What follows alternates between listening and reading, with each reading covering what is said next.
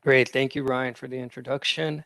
My name is Namora Carbajal, everybody. I'm an implementation specialist here at HHA Exchange, and I'll be your host and presenting the Alabama Department of Rehab Services payer training, along with my colleague Samuel Meddy, who will also be doing demonstrations through the system. So as Ryan stated, this is open for you to ask any questions during the presentation. You can either unmute yourself or place a question through the chat, and we'll try to get to them as best we can. So with that, let's get started. This is the fourth overall Alabama payer training. So today we are focusing on ADRS, or Alabama Department of Rehab Services. So we have our agenda here. We have a lot to talk about. So a packed agenda for today. We have, I believe, 2.5 hours set for today's training, and we're hoping to get through all the training items along with the questions within those 2.5 hours.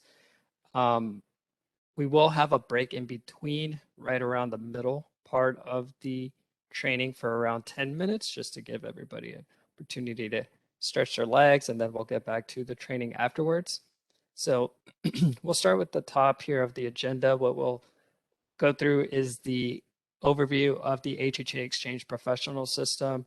That's what we call the payer portal, and what the ADR staff will be logging in as far as into the system. I do see we have somebody saying they cannot hear us. Just doing a mic check. I can hear you. Okay, great. Mm-hmm. Sounds good. So maybe Amber Taylor maybe have some technical issues going on. All right, so hopefully she can get started or get her audio fixed soon, but we'll go ahead and continue. So the next item we'll talk about is performing key functions, and then member authorization and demographic workflow, and then the how communications will be done within the HHA Exchange system, then the caregiver and case management workflow, and then lastly, the administrative functionality. We will also touch a little bit on the FMS workflow, and we'll also dive into reporting for any of you that may be wondering.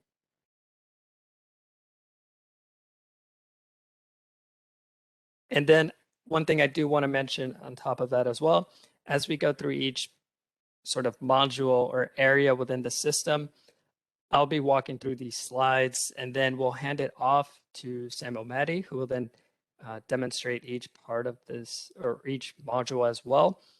Just trying to keep in mind, we're trying to make it as interactive as possible for folks. Again, we know we're a little limited here with the, it being a virtual webinar, but we'll try to, again, keep it as interactive as possible, along with any questions you may have. All right, so we'll start out with the next slide here and talking a little bit about the PowerPoint that we'll be presenting today itself. So we do plan on handing this over as a guide, a custom process guide really built for the ADRS specific workflows. Within this guide are included different workflows such as importing and how data is imported and entered into the HHA Exchange system. Within the slides, it will also see process guides available for you. These system process guides will also be housed in the HHA Exchange Support Center, which contain the latest documentation, and will also house any new product release documentation going forward. And then as far as this guide, this will be handed over to the main admin leads within each OA. So for ADRS, you will receive this, this guide, and then at your discretion can share out with the rest of your staff. Hey guys, I'm sorry to interrupt. This is Katie with ADRS. We are having several case managers who cannot access this. I'm assuming it has something to do with Hey, Katie. Yeah, Katie, this Beverly, it is because they're on WebEx and not Zoom or some other method that has been used in the past. And there's no way we can get this installed on everybody's machine at last minute before this meeting is over. Okay. So well, what I'm telling them to do right now is dial in. But yes. yeah, this is not working for our staff. Okay. Well, but my question, and that's what I figured. Thank you, Beverly. And I figured you guys were swamped. So I know you're recording this. Can we get a link or something sent to us after you get done so I can send it out to the ones who can't view the slides and things like that? Hey, Katie. Yes, of course. So we'll be sending out, and Ryan is putting together, I believe, an area within the SharePoint folder where the PowerPoint and the recording will be housed. I'm not sure, Ryan, if you want to chime in there, keep me honest. Yeah, no, for now it's just going to be kept in the discovery folder. I will send the link as a reminder. Katie, your case managers probably won't have access to that link, but you'll at least be able to access the recording there and send it out. Oh, okay. Okay. All right. Thank you. All right, you're welcome. Any other questions before we proceed? All right, take silence as a no, so we'll go ahead and proceed. All right, so the next area we'll talk about is performing key functions within the HHA exchange system. So first we'll talk about just an introduction to the system itself, to the HHA exchange payer portal. Now, for many of you that are going to be seeing the system for the first time, this slide will be very helpful here, as we do have a link to the system introduction process guide. And this guide really provides a high-level overview of all the basic components and the user interface within the system. There's an explanation of the system there, as you can see here on the bullet points. And then we have an area that explains how to log into the system, and then as well as the system modules found within the portal. Now, as mentioned earlier, these guides are found within the PowerPoint slides. We won't actually touch or open up each guide just to be able to keep training within the 2.5 hours. There's a lot of content and useful information for all the users within these guides. However, I would like to just go ahead and walk you through how we would open up at least one guide and then show you how to navigate that. So once you do receive the PowerPoint, if you just hover over the hyperlink here, you can go ahead and click the guide link, and then this will pop up in a separate browser window. So you can see here. Go ahead and scroll up, and then there is 2 ways to navigate the process guides. The first is a contents or table of contents here on the left-hand side. This menu has all the table of contents laid out. Since this is a PDF format, you can find it on the left-hand side. Now, if I were to scroll down the process guide, you can also find the table of contents on the second or third page normally. And you can also click on any of these contents here, and it will be a shortcut link to whatever section you are looking for within the guide. So if we were opening this guide for the first time and I really just want to find out more information on how to log in, I can either click here or here on the left-hand side, as so. And then as you can see, it has now transferred me to that section, and I can read more about the payer portal. So all the guides here have a similar format and structure. So this should be able to help you on navigating all the guides accessible through the PowerPoint. So we'll go ahead and jump back to the PowerPoint now. And the next slide we have here is talking about how to log into the system. So at this point, ahead of go live or by go live, you should have received your login information. For a majority of the users, excluding some of the administrator users, that will be accessing more than one OA portal. A majority of you will have your username set as your email, and then there will be a password link, a registration link that will be sent out to your inbox. So most of you have probably already received this information, but I know we're still working with the OAs in case there's some of you that may not have access just yet.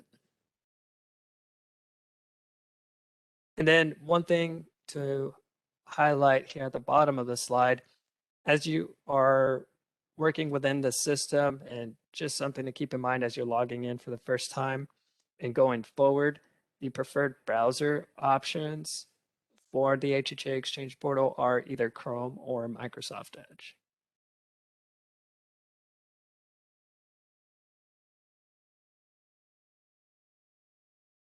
All right, so the next area we want to kind of talk about here for a bit is the HHA Exchange system modules and roles.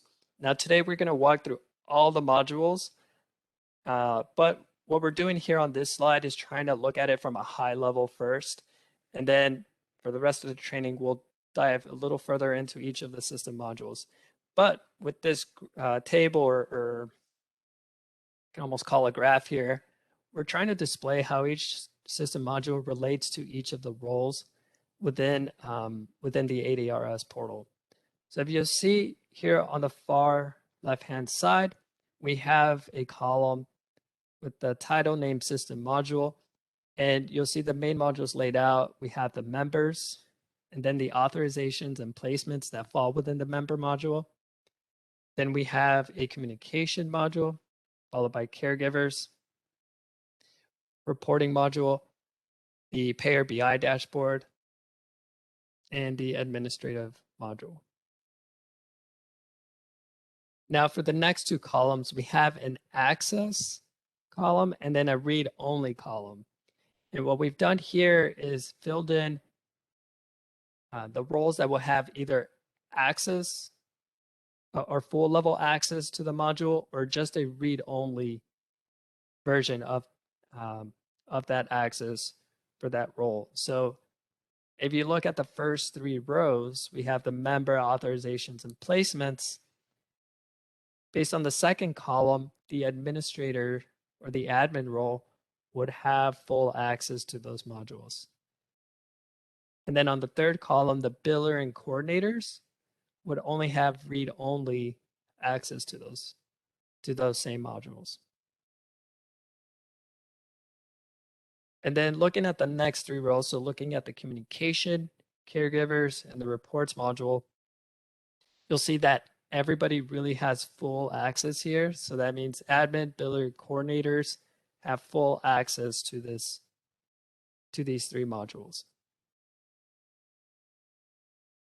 And then next we have the payer BI dashboard. You can see that only the administrators will have full access, while no one else will receive read-only access. So really the admins will have all access here. And this applies the same for the admin function or the admin module, where only the admin role has access. And then I'd like to walk through the last fourth column here. And we've labeled this as action versus informative. And the reason why we're doing this is just to give an idea to each role, how your role applies or correlates with each of these modules, and if there's any action required for you to perform within this part of the system. So for the members, authorizations, and placements, this is really an informative module here, where there's a lot of the work would really just require reviewing the data. No actual editing of access or editing of patient or authorization data will take place. And then for the communication module, we have this area labeled as action, as you will be expected to receive communications or messages from your providers. And you can also, as the payer, you can send communications out to your provider network through this feature. Then we have caregivers reporting and payer BI dashboard. These are all labeled as informative. As no action is required by any of the roles here. And then lastly, we have the admin function as action required, as this is where administrators will go in to grant any new users access, reset passwords, and other user admin features that are available to them, which again, we'll walk through a little further into the presentation.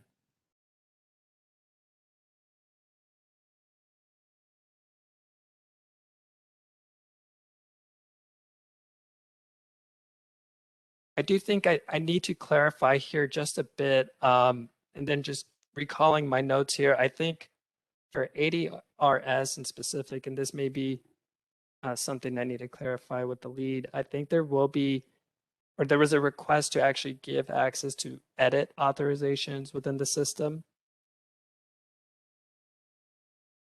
Yes, just for me, at least temporarily, because if we make changes within our system, they're not transmitting to the EVV system. So I needed a way to make corrections if needed until we can figure out another way to do it. All right, thank you for clarifying, Katie. So we'll work with you offline to make that work. So, but it sounds like overall the way we have this labeled out here for the authorization module seems like it should stand for the most part. We'll just work with you to figure out how to give you access.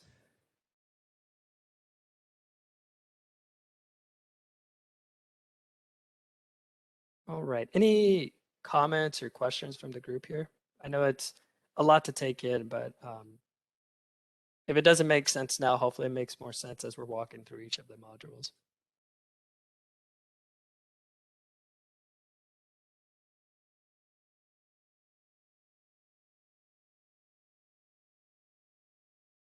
All right, so now that we've walked through that initial section, I'd like to hand it over to Sam, and he'll be walking through logging in and an overview of the home page. So be very helpful for those that are seeing the system for the first time. So I'll pass it over to you, Sam. Thank you, Nemo, and good afternoon, everybody. As Nemo said, my name is Sam Maddie, and I will be walking you through the platform, showing you as Nemo goes through each of the different modules, how it correlates to the system. So for our first, we're going to walk through how to log in, and then once you're logged in, the home screen. So to log in, the easiest way to log in is coming to the HHA website, and at the top right-hand corner, you will see a login button. You can go ahead and press on that, and that will bring you to our login screen. Here, you are able to then put in your username and password. Again, your username will be your email address, and you should receive a separate link with the ability to create a password. If in the future you ever do forget your password, you are able to go ahead and click on the forget password link here. It will have you then enter your username and your email address. You will get a new link to create a new password. Another way, if you ever do forget your password, is to reach out to an admin at your operating agency. They do have the ability to reset your password for you as well. So there are two different ways to go ahead and reset a password if needed. Once you've gone ahead and logged in, which I have already done so, you will be brought to our home screen here. At the top, you will see your name followed by the portal that you have logged into. So for everyone on this call, you should see Alabama Department of Rehab Services. I am logged into our implementation environment. That is why you are seeing a QA at the end. But once you've logged into your professional portal, you will see this as Alabama Department of Rehab Services. If you need to log out, you can do so by clicking on your name and pressing the logout button.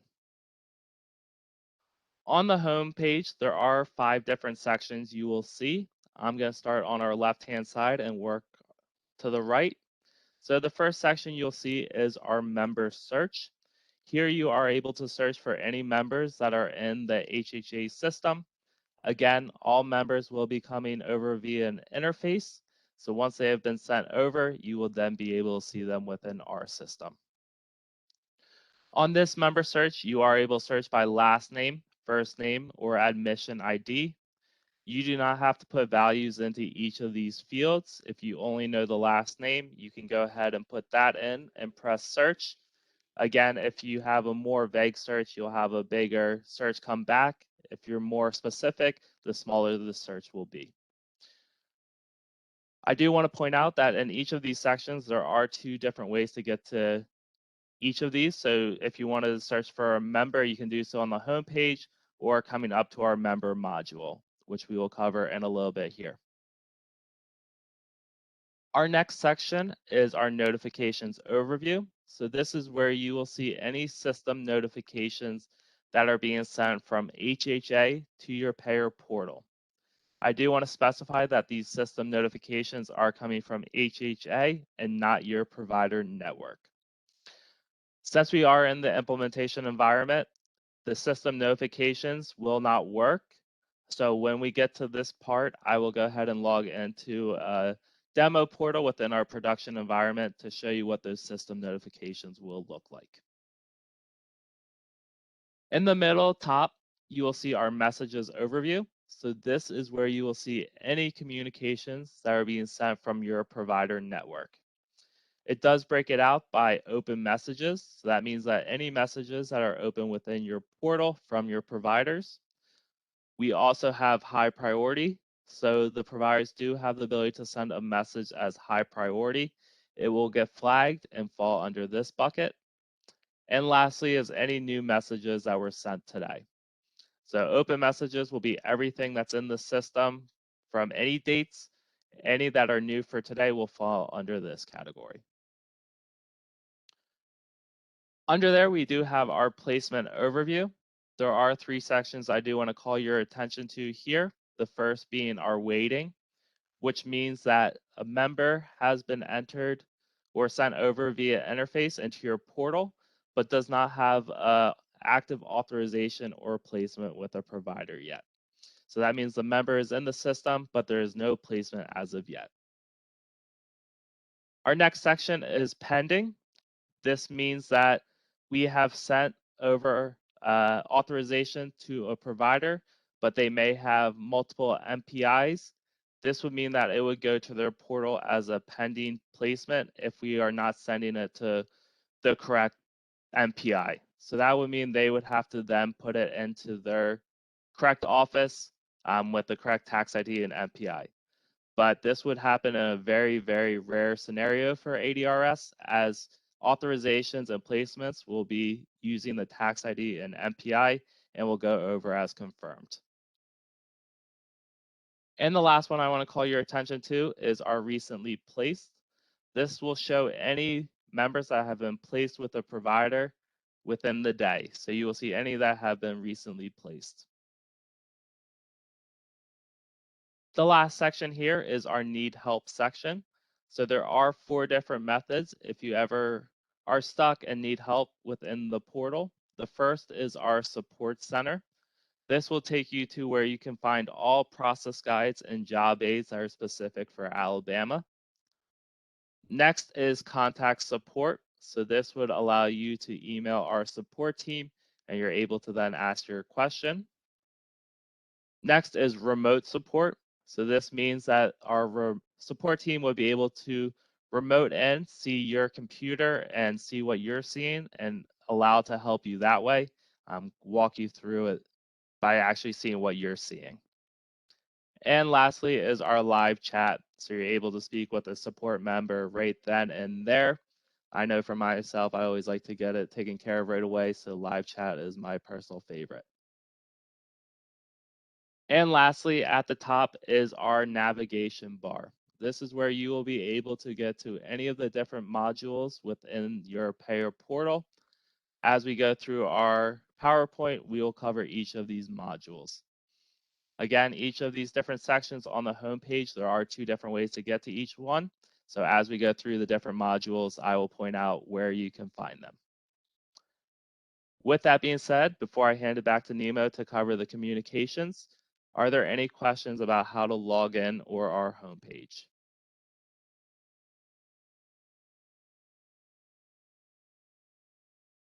All right, Nemo, it's all yours.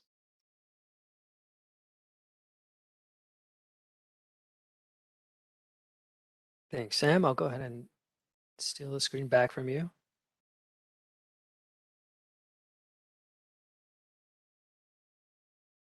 All right, so now that we've gone through that initial section, we'll go ahead and talk about communications here a little bit on this slide. You would have seen just now on Sam's screen the message overview on the home page. Now, in order to access the full-on communication message center, you'll be able to find that right next to the home button link. So Sam will demonstrate that here more in a bit. However, we also do have a guide here on the communication process, and this will cover all the various forms and functions within this communication module on how to manage, review, reply, and close out messages. And again, this is really meant to be able to communicate between the payer and the provider network.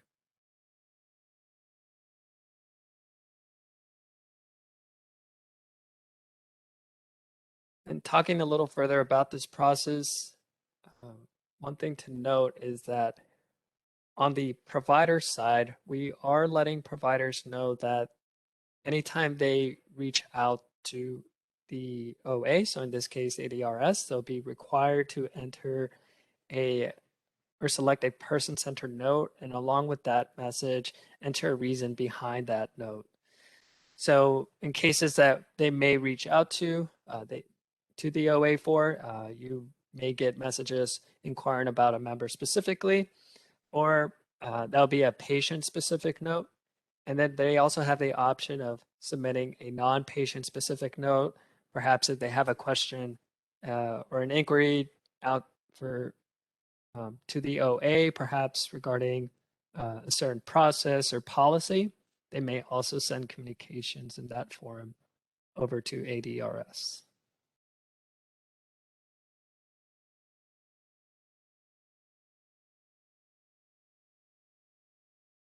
Then we have system notifications. These are also messages, but these are system-related messages, and they are messages coming directly from the HHA exchange system. I believe Sam highlighted this a bit in the last presentation, and we'll cover it further in the next section. But really, just want to point out here not to get confused between the communication center and then the system notifications. As system notifications, again, are coming from the HHA exchange system, and the type of messages you may get there are anything related to actual system related action that may be required, or we may inform you about new releases that are coming up with the software updates within our system. So again, not meant to confuse between the message center and the system notifications.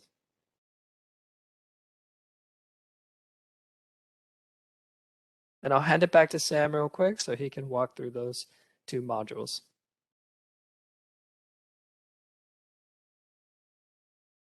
Thank you, Nemo.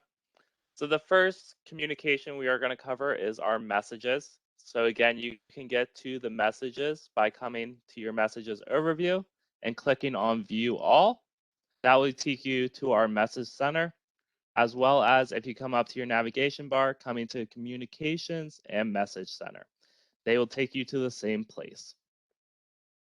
At the top, you do have a couple filters you can use to search for your messages. The first is if there's a keyword, you can look from and to a date, and then the communication type if it's a member-specific communication or if it's a non-member specific communication.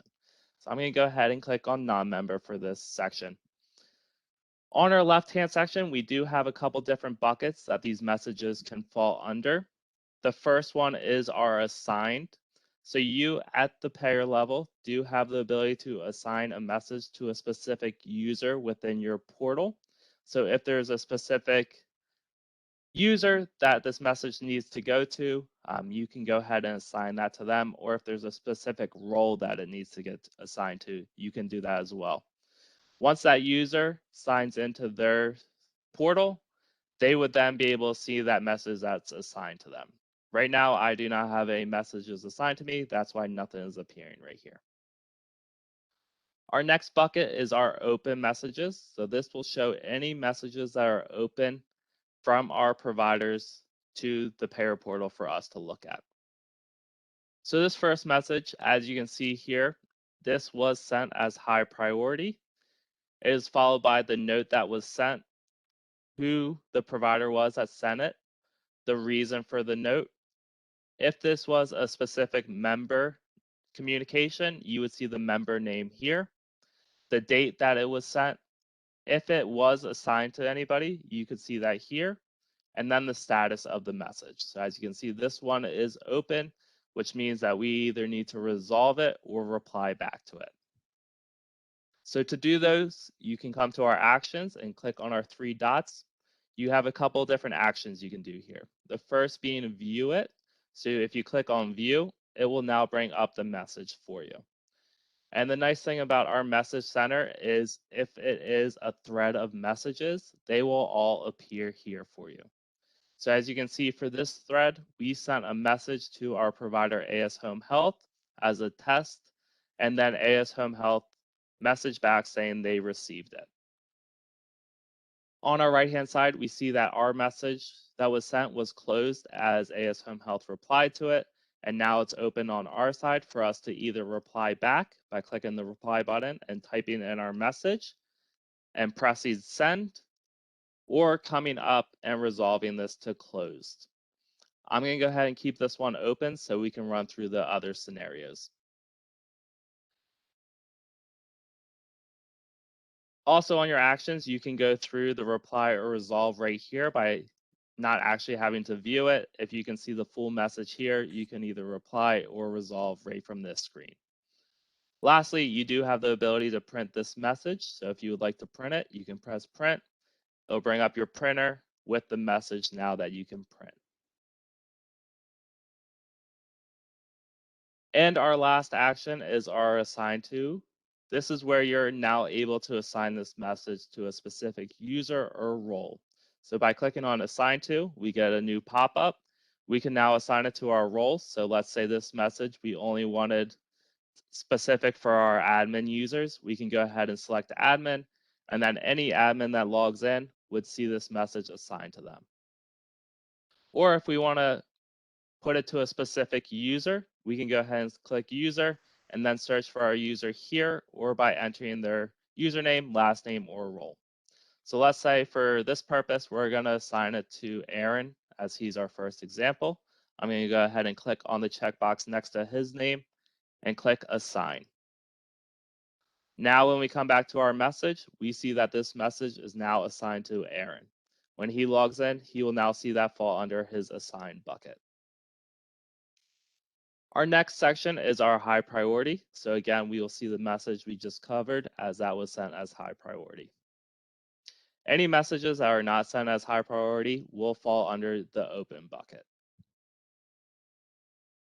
Our next section is our sent. So this is where we'll be able to see any messages that we have sent to our provider network.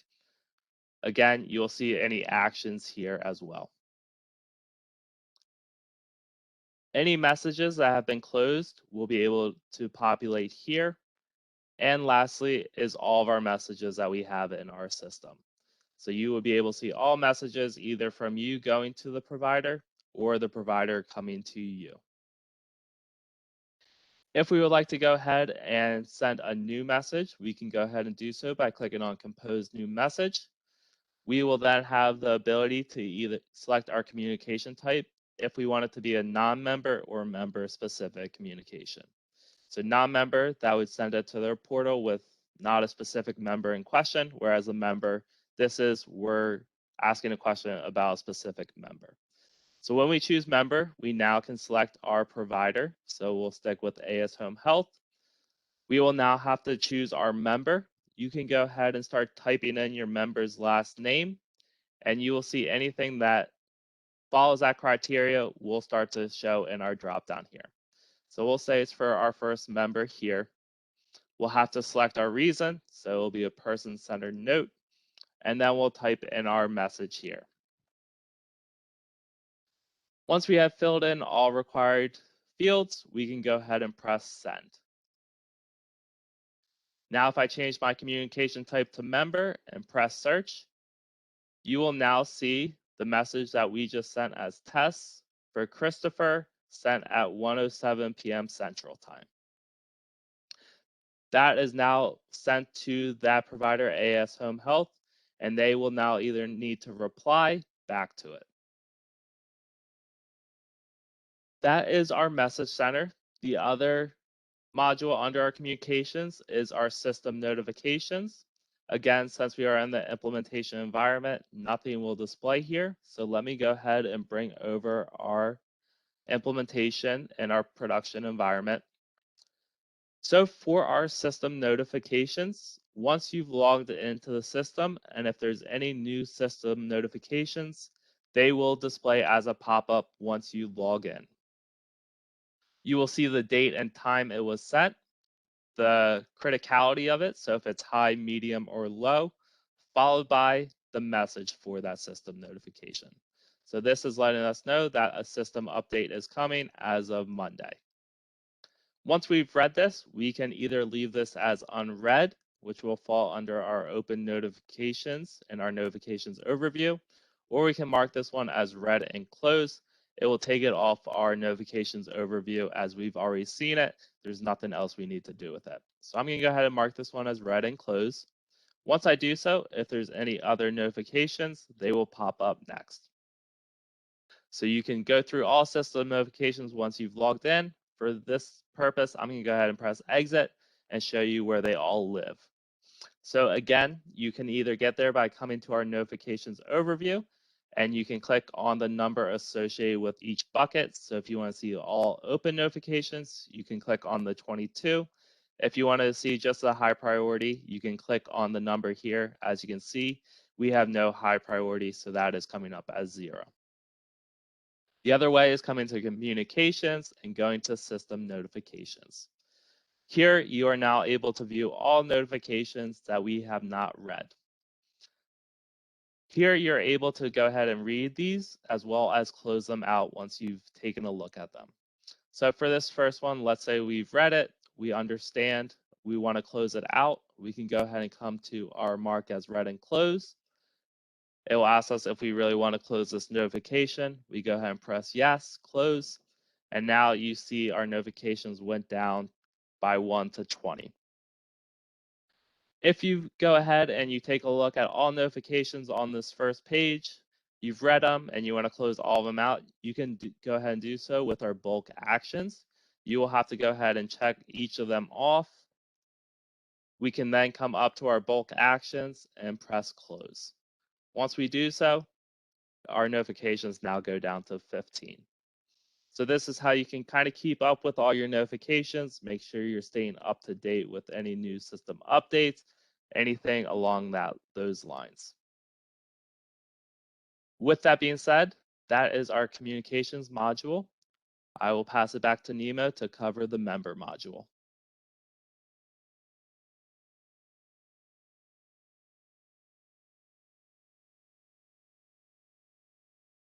Great, thank you, Sam. All right, so everybody should be seeing the PowerPoint once again. And as Sam stated, we'll be going through the member module. And we'll also add have some slides here regarding your portal configurations. And we'll talk a little bit about the rules and settings that you should expect within your portal, as well as what will translate over to the providers on their end. So the first item is compliance, and when we're talking about compliance, we're looking at the duty compliance here, which requires all providers to enter at least one personal care duty or task on each visit via the mobile app or IVR device that they'll have on their end. Now, each operating agency, so ADRS included, has set a default list of these duties available to the providers. And when providers are logging in this information, they'll be able to select it at the visit level, again, through either the mobile app or IVR. And they have been informed about this as well in their training. Next, we have rate management. So just quickly touching on rate management, what we have here is that all rates will be managed through ADRS's host system. From there, ADRS will supply AMA with all rate updates, which then AMA will hand over those rate updates to HHA Exchange to upload into the ADRS payer application. And once that upload is complete, those rates will then be pushed out over to the provider portals for them to see on their end, and will get tied directly with their service codes.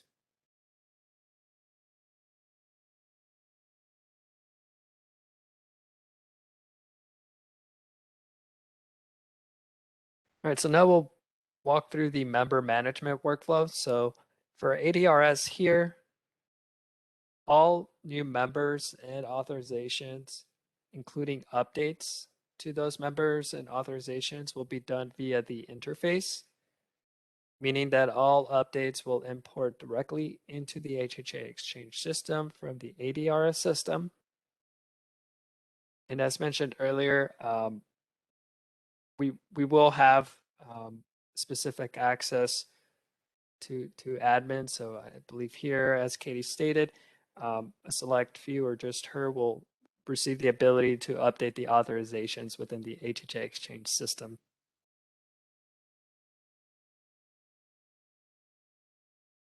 And we'll be sure to clarify that here on this slide before we share the guide back with the group. So what does this mean to providers if all changes to members and authorizations are handled through by ADRS? That means that providers will not have the ability to edit any member information in their provider portal. And as part of their training, they have been instructed to reach out to the agency, or in this case, ADRS, to correct any member demographic updates or perhaps any errors that they may encounter on their end. They'll be reaching out to ADRS to make those corrections. And as you can see here, we also have a member management process guide at the bottom. And this guide further describes the member page where the member calendar and their visits can be reviewed, as well as their authorizations and any other relevant member demographic information as well.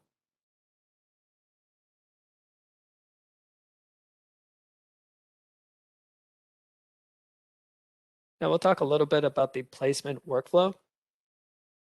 So all active members or active ADRS members will be placed with a provider based on the initial data upload. As we speak, we are currently in the process of uploading all the ADRS members into the payer portal and provider portals.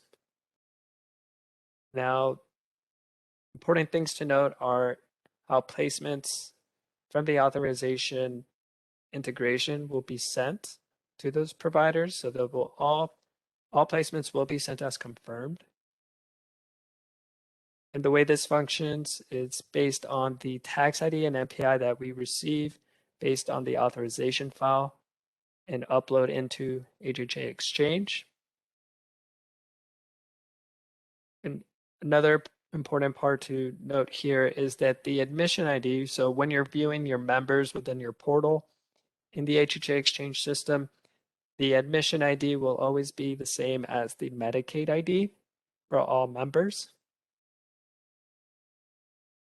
And in the situation that a member needs to be moved to a new office location for a specific provider, that means an ADRS user would have to end that current authorization and then send an updated authorization to correct the placement or office location for that authorization.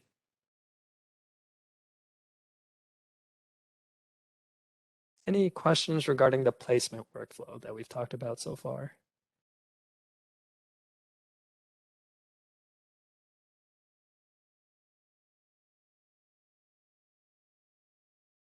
Right. If not, I'll just point out that we also have a patient queue process guide here that talks a little bit more about the placement queue and the function here within the system.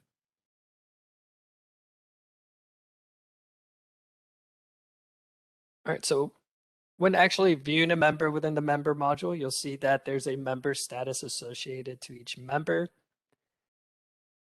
We have listed out on the bottom here the relevant statuses for members or ADRS members within the portal that you will likely encounter. So in rare cases, you may see a member that is in waiting status.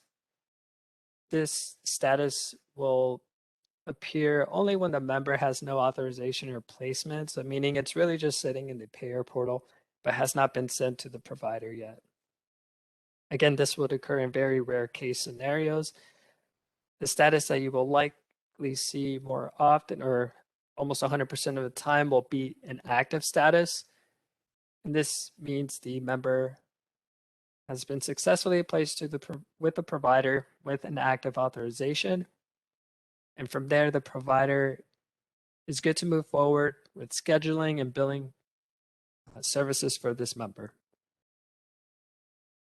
And the discharge status is for any members that are no longer servicing or being serviced by the provider.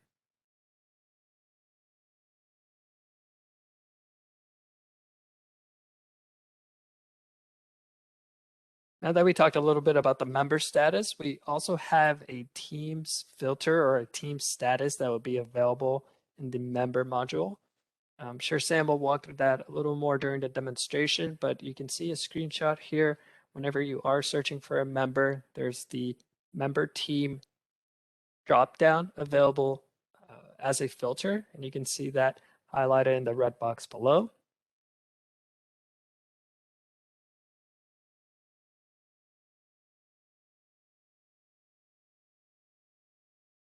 And then here on the next slide, we have listed out all the relevant member teams for the ADRS group. So you can see there is several teams. All are different actual team names here.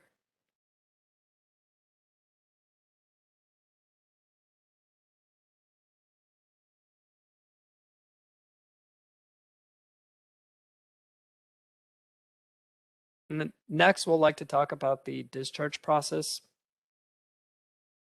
So for ADRS members, they'll be discharged when discharged in the HHA exchange system. That'll happen on the last day indicated on the authorization tied to that ADRS member. The provider then will be able to bill and confirm visits up to that last day of when that member is discharged. So for example, if an authorization ends on, let's say, November 29th, that's the same day that the member will be discharged within the HHA exchange system.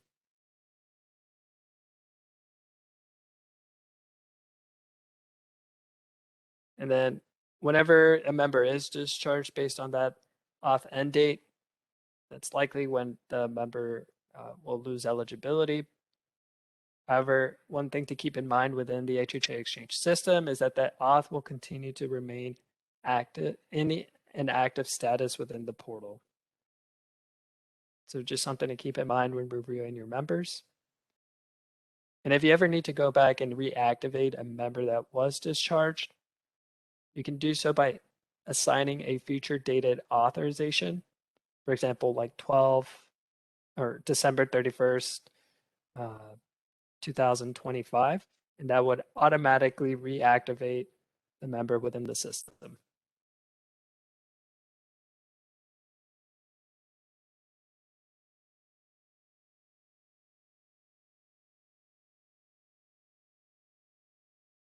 All right, so another rule that we'd like to call out here, or setting that we have configured for ADRS and the providers, are how visit confirmations will be rounded.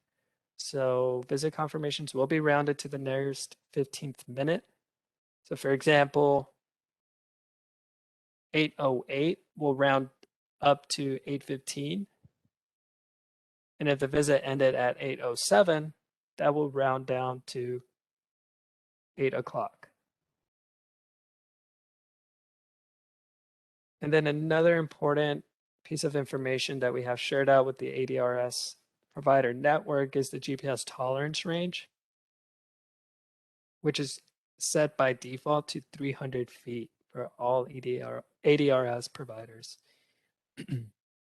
So what this means, if the caregiver or the worker is needing to confirm a visit, and let's say their GPS device detects them to be outside of that 300-foot radius, it will not be able to clock in or confirm that visit within the mobile app, and will indicate them that they'll have to move within the 300 feet radius to be able to successfully confirm that visit.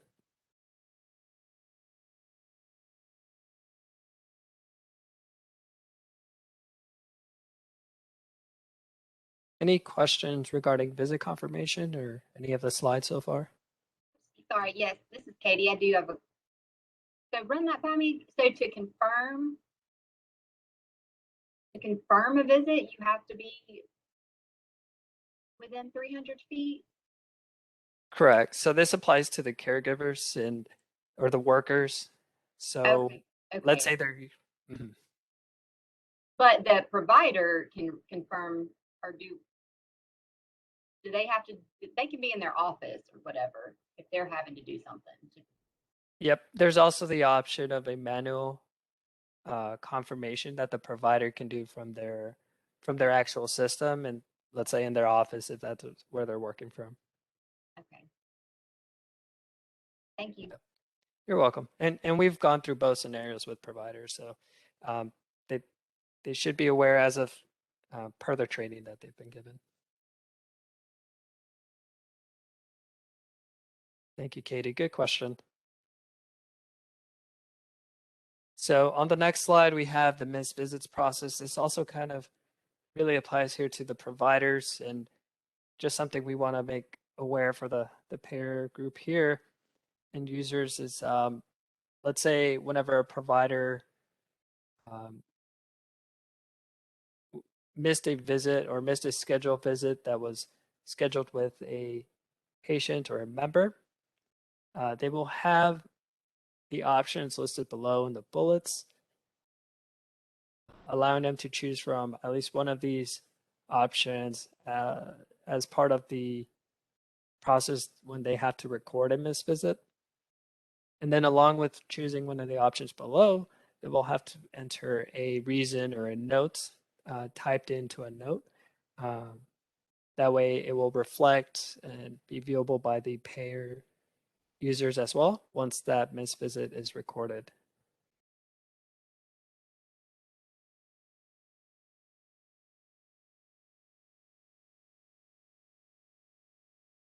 All right, so now that we've walked through the configurations and specifically the member and authorization workflow, I'll hand it over to Sam so he can walk us through the entire member module. So I'll pass it over to you, Sam. Thank you, Nima. So to search for a member, you can either do so from the home screen or come into the member module here. I'm going to go ahead and click on member, and now we are able to search for any members that are in the system. You are able to search by a couple different filters here, as well as we do have some advanced filters. The one filter I do want to call out is the member team. So each user is set up with a specific member team. When you log in, you will be able to see all members within that team that you are assigned to. So depending on how many teams you are assigned to, that's how many of the members you would be able to see. So for instance, let's say I was just assigned to this first team. I am only able to see the members associated with that team.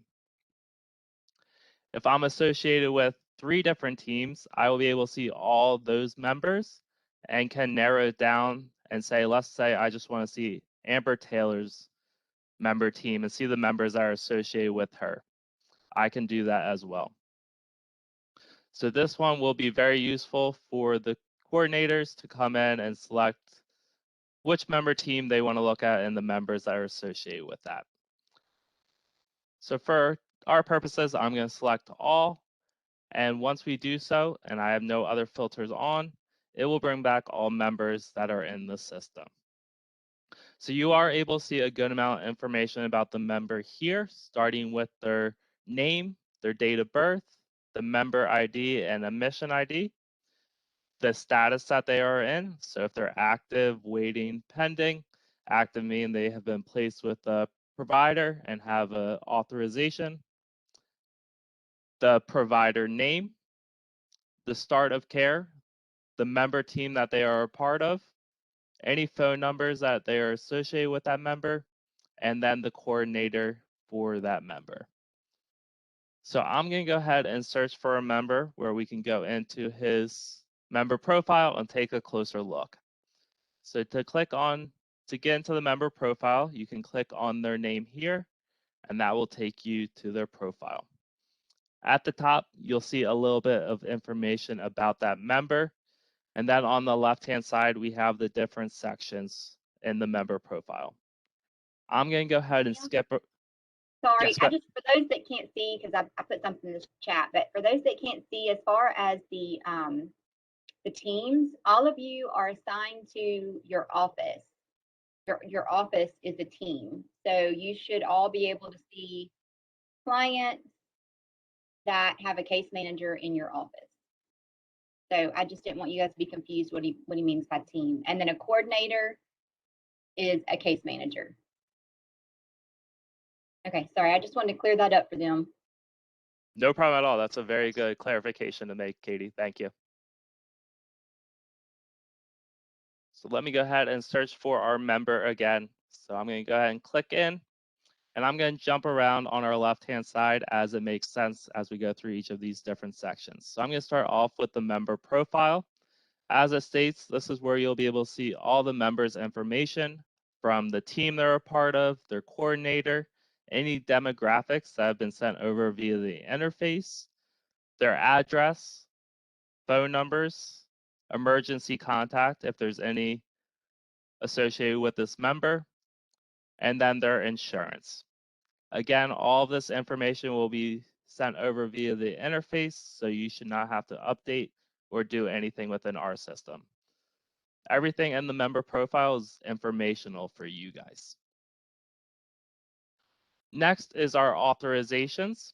This is where you'll be able to see all authorizations that are tied to this member.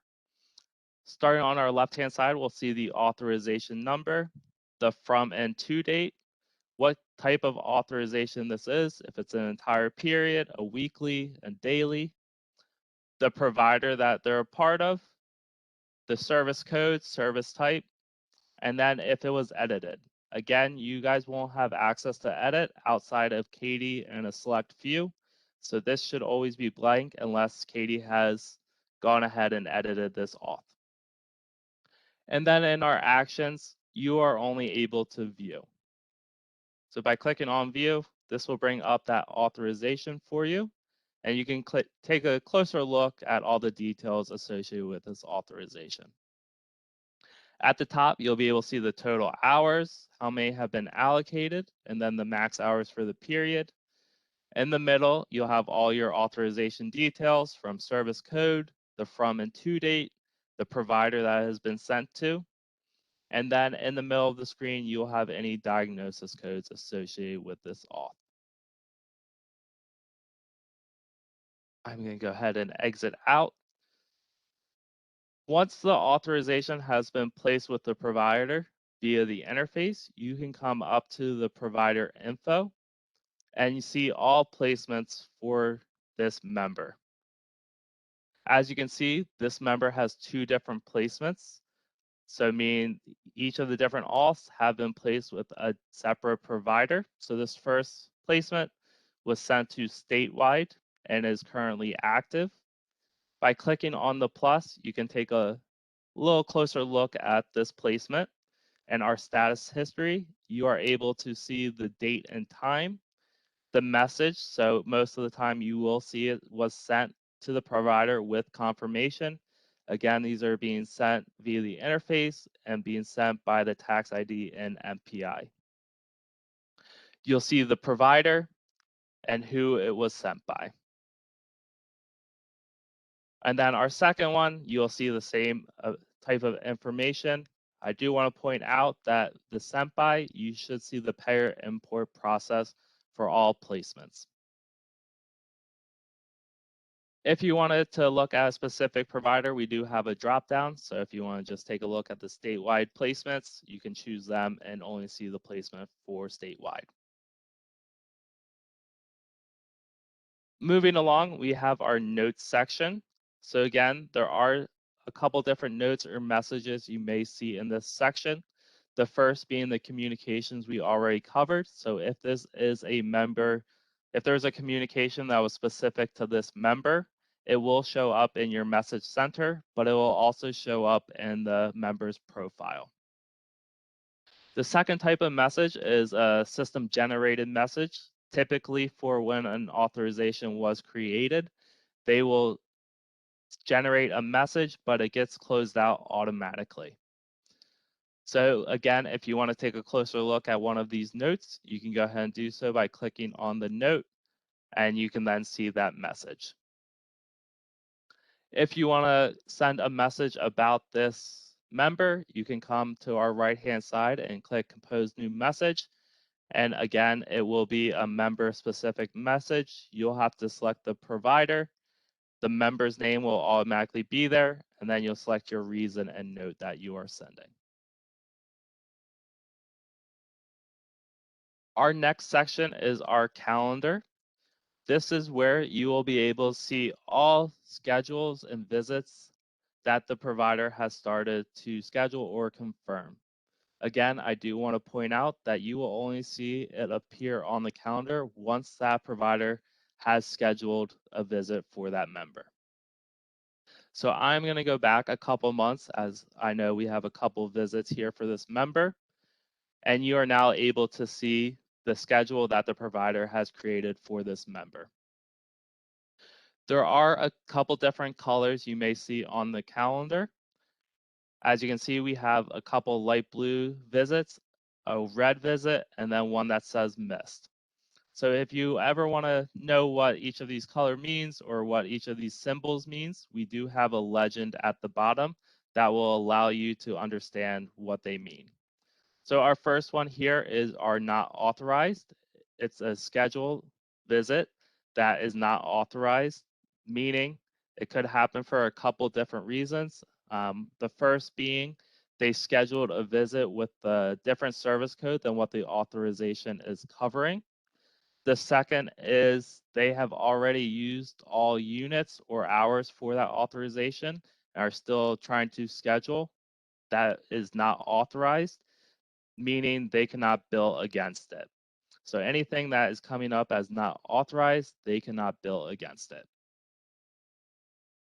Our next is our authorized, which is coming up in our light green color. That means that it is covered by the authorization and they can bill against it. And if you click on View All, you are then able to see what each of the different icons mean. Let me go ahead and go back quickly. You're able to see all the different icons, what it means for each of them. So as you can see for our one missed visit, it does come up as a missed visit, and you're able to see that here in the legend as well. So I'm going to go ahead and click into one of our scheduled visits that we have here. I'll do the one from October 12th. On the tile here on the calendar, you are able to see a little bit of information about this visit. The first being here that the schedule that the provider has created. So you can see they're scheduling it from 3 to 5. The next is the confirm visit. So if this visit was in the past and they've confirmed it, you'll see the time that the caregiver or worker was there. So here we see that the caregiver worker was there from 3 to 5. Next, you'll be able to see if it was billed or not billed and how many hours for that. So for this visit, it was billed for a total of 2 hours, which if we look at our confirmed visit, the worker was there for 2 hours, so that lines up. You're able to see the provider that this visit was for, as well as the caregiver that was assigned to this visit. To take a closer look at this visit, we can go ahead and click on our visit info, and a new pop-up appears. Here we're able to see the scheduled information, the visit information, and then the bill information. So our first tab will show us the schedule. So this is what the provider has scheduled. It will also show you the service code, the caregiver or worker that is assigned for that visit, and the duration. Next is our visit information. So this, let's say this visit has already occurred. This is where you will now be able to see all that visit information. So again, we will have our scheduled time. Then we will see when the worker was actually there. So here in our visit start time and visit end time, we are able to see that the worker was there from 3 to 5. If it was a missed visit, you would be able to see that here. Obviously, the worker has clocked in and out, so this is not a missed visit. If they are using the mobile app or IVR, you will be able to see that information displayed here. In our notes section, if there's any notes associated with this visit, you are able to see them here. So for this visit, since it was entered by our team, we entered it as a quick data entry, so you would be able to see that information here. If this was a missed visit, they are required to enter a note. That note would then appear in this section. So any notes associated with that visit will appear here. And lastly is our duties. So as Nemo stated, workers are required to enter at least one duty for each visit. Once they have entered that duty, that will show here in your other duties. And our last tab is our bill info. So here you're able to see all the bill information. Starting with the payer, which for you will always be Alabama Department of Rehab Services. We then see our service code, the bill type, how many hours, the billable hours, the billable units, and then our rate and total calculates for us. So our bill rate was $20. They were there for 2 hours, which gives us a total of $40. Once they have invoice for this visit, you will be able to see that invoice number here. And then once they e-bill for it, the claim number will be displayed here. So clicking into the visit, you do get a little bit more information from the schedule, visit, or bill. I'm going to go ahead and close out and show our other visit, which is our missed visit. So here you're able to see that this visit was scheduled, but it was missed.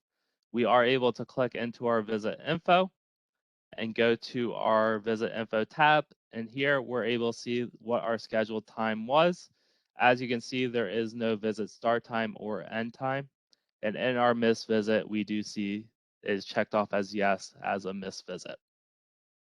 As I said, they are required to enter a note.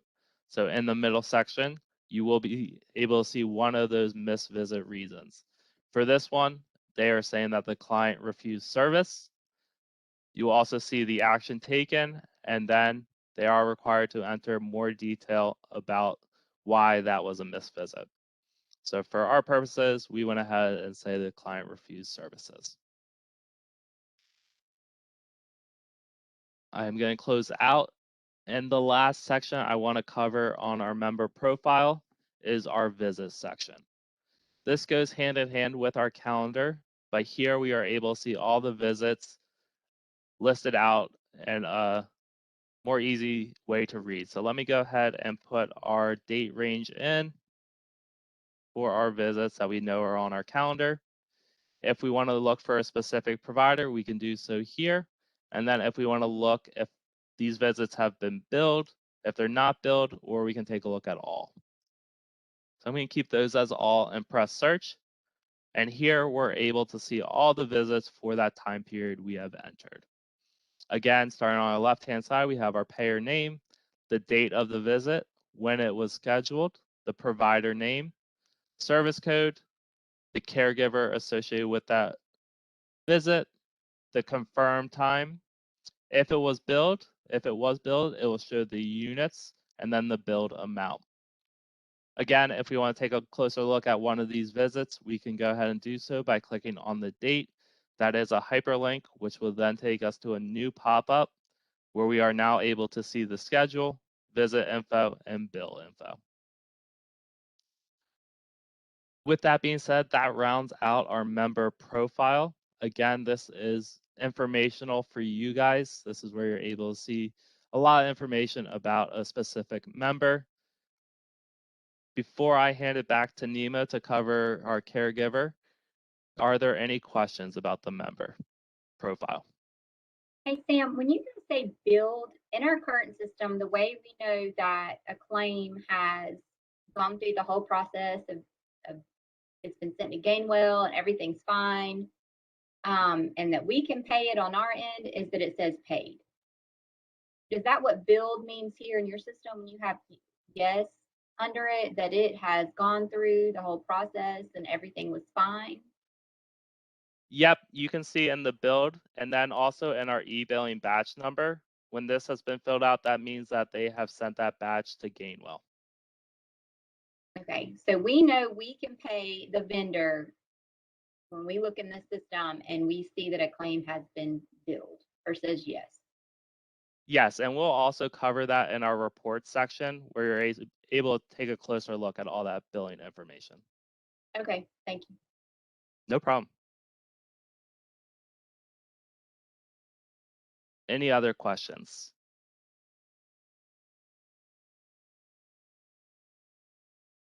Okay, Nemo, I'll pass it back to you.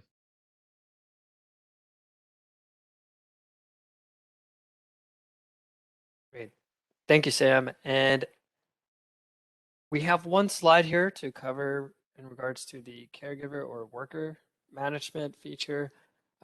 Just to quickly go through this slide, we want to call out, again, when we're talking about the caregiver, we're really referring to the worker within the HHA exchange system. The way the term has been defined in the HHA exchange system is caregiver. So just want to make that clarification out for anybody that is seeing the system for the first time. Now, within the system, workers can be classified as either non-skilled aides or skilled licensed medical practitioners.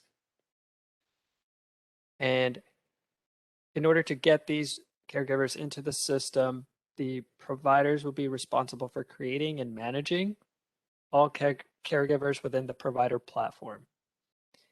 And what we'll cover here in a bit is the visibility that the payers will have into the caregiver records and their schedules for each of their members that they service. And in the bottom here, you can also see that we have another process guide that will be available in the support center and covers the functionality available to the payer staff or users within the caregiver module. So overall, this is another one of the modules that we called out earlier as informative, where no actual action is required here by any of the payer user or staff, but is available for use. So that said, now I'll pass it back over to Sam to walk through the demonstration portion. Thank you, Nemo. So to get to our caregiver section, we're going to come up to provider and caregiver and click on caregivers. Here you are able to then search for any caregivers that your provider network has entered into their portal, which will then display in your portal for your information and to be able to view that caregiver. Again, this is informational, so there is nothing you have to do on your side. This is all done by the providers. So at the top, you have a couple filters you can use. If you're looking at a specific provider, you can search for that specific provider and see all the workers associated with that provider. I'm going to go ahead and search for all. When I do so, that will bring back all caregivers or workers in our system.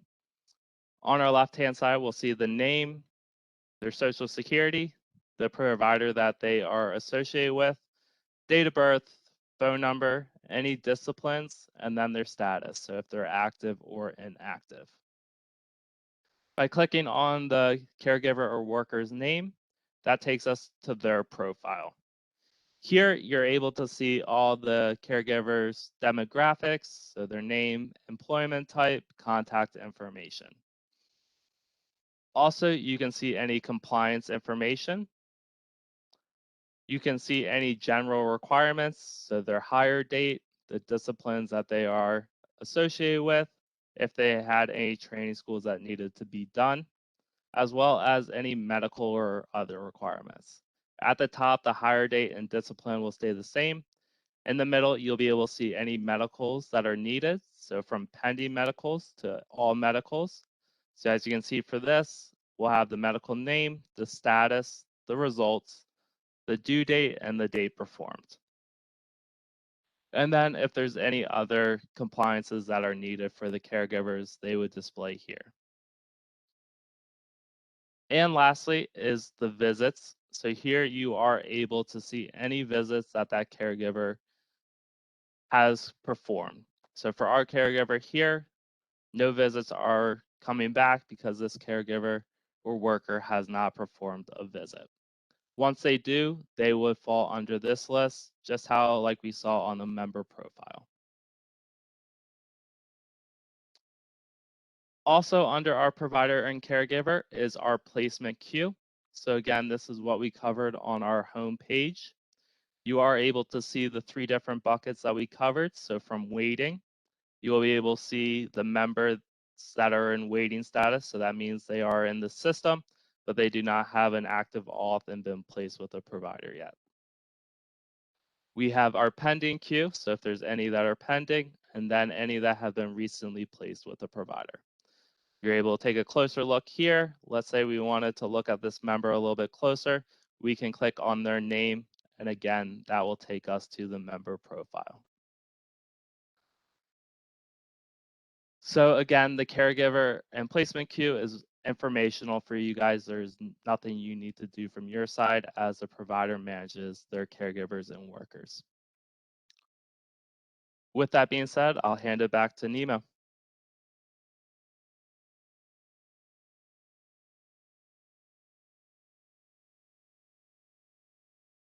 Great. Thank you, Sam. This does take us to right about the middle part of our training so far. We do have a break scheduled in for this time for 10 minutes. But before we break, any last minute questions for this first part of the training before we break?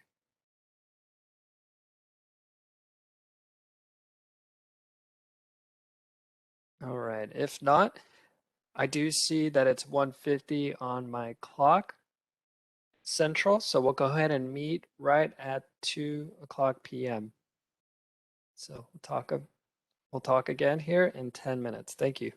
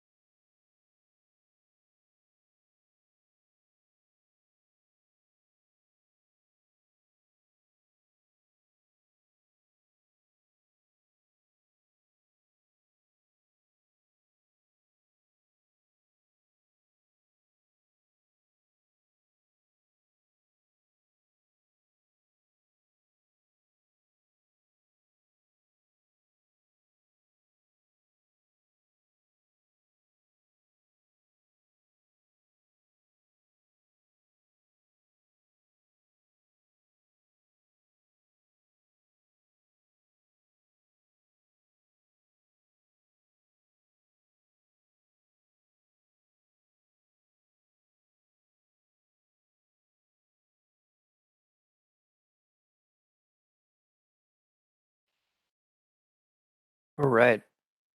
Hello again. This is Nemorio checking in back after our break. Hope everybody was able to take advantage of the 10-minute break. And if I think we should have everybody joining back. No, it's a little difficult to tell. Just want to make sure, Katie, at least if you're back, so we can go ahead and proceed. Yes, you can go ahead. Thank you. All right, awesome. Thank you.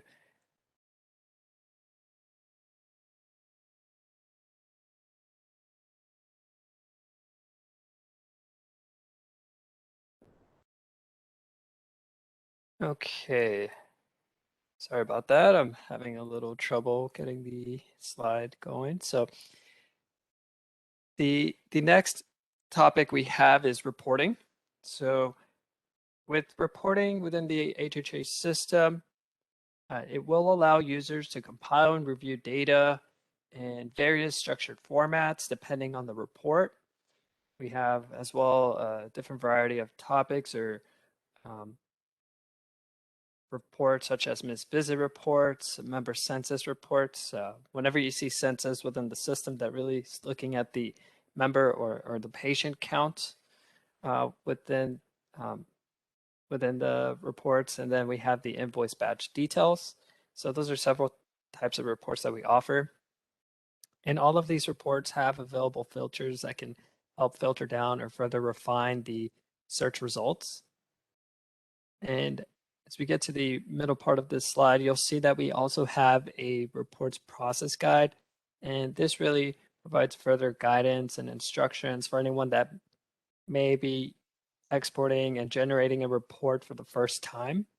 This guide provides helpful information to perform those functions. And then we also have an Alabama reports definitions guide, which offers a description or a summary of how each report behaves and the information found within each report.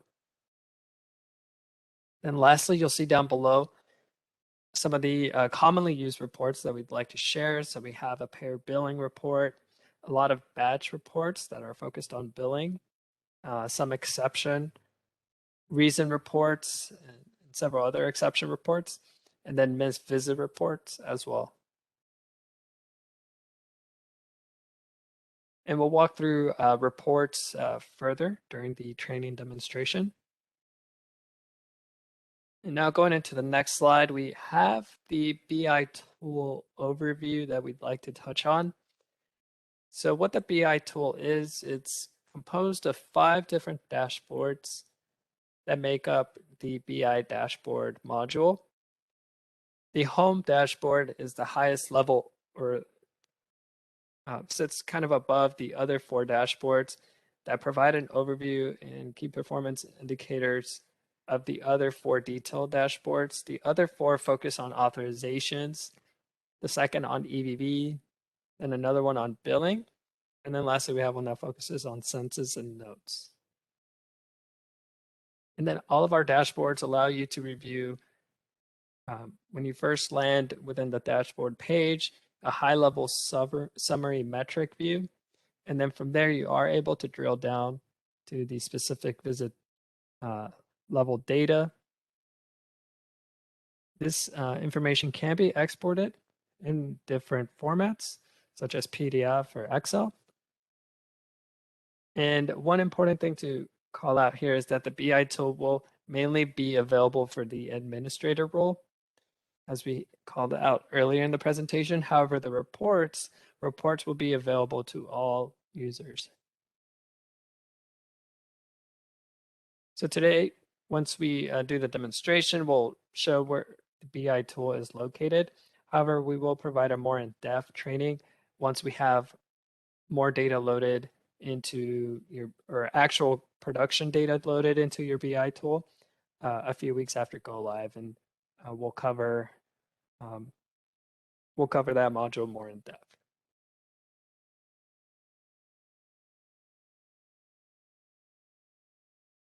So with that said, we'll pass it back to Sam to walk us through some of the reports, and how to generate them. Thank you, Nima. So to get to our reports, you'll come to your navigation and you'll click on reports.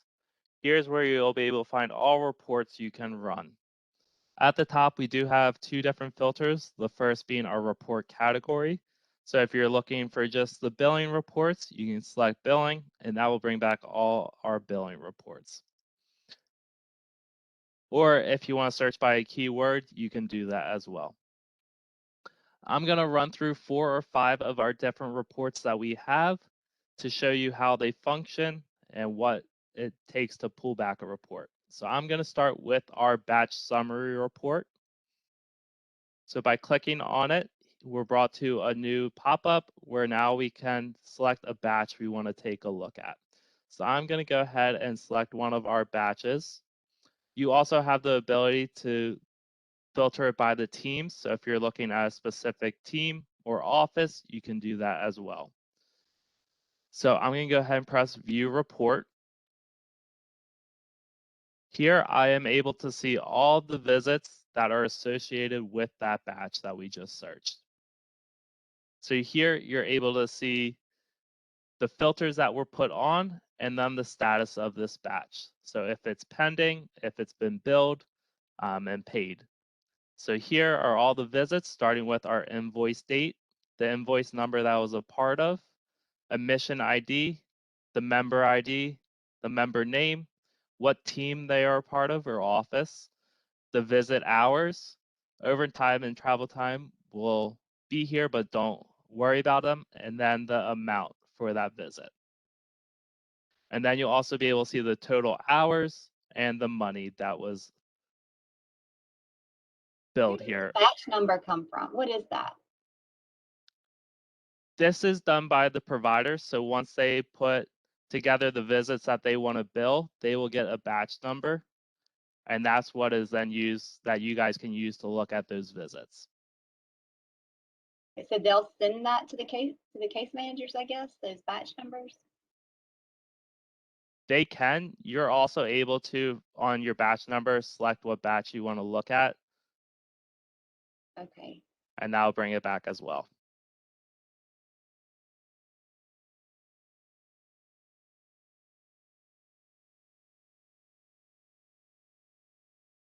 But the status column here is where you'll be able to, the most useful for you guys, seeing where it is, if it's still pending or if it's been billed.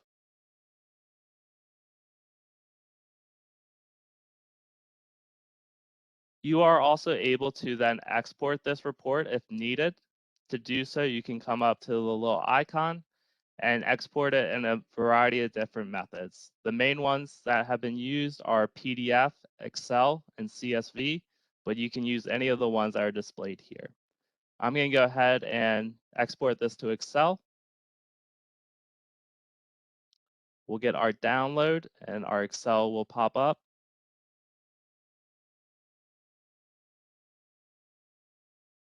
And then we have our report in Excel for us to take a look at if needed. You're able to then save this, send it if you need to as well.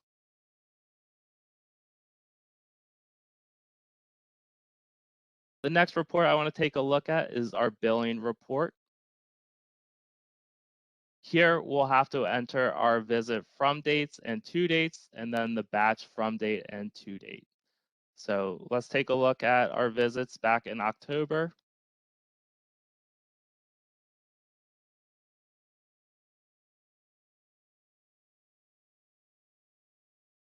Again, I'm sorry, guys. I just don't understand what batch is. Like when you say you have to enter the batch from date and the batch to, like, what is that? Is that when the provider has entered, like if we just want to pull this report for October to see what all was billed for the month of October, why do we have to put the batch dates in there? because you'll have to see for this billing when they actually billed for those visits in October. So if they're supposed to be billing for visits in October, then you can do your batch from date in October. Since we're in the implementation environment, our team had to do the batch a couple months later. That's why we have to enter in December here. But how do we know? I guess that's why I'm worried about having to put that in there, that information, because we don't know when they bill. So we won't know what batch dates to put in there. So the batch date is when they actually billed. However, they could have billed for visits prior to that batch. So that's a good question. I imagine that may be a conversation that would have to occur with the provider perhaps to understand, when they would be billing. But whenever they submit that batch out, that's how you can filter for here on this report itself. Is there any way we can make those not mandatory to be filled in? Just because, I mean, what we're going to do is we pull our stuff by a month. So all we care about is the date of the visit. We don't care when they billed it. Is there a limit to the length of time for the batch from date to the to date? Like, can it only be a month, or can it be more than that?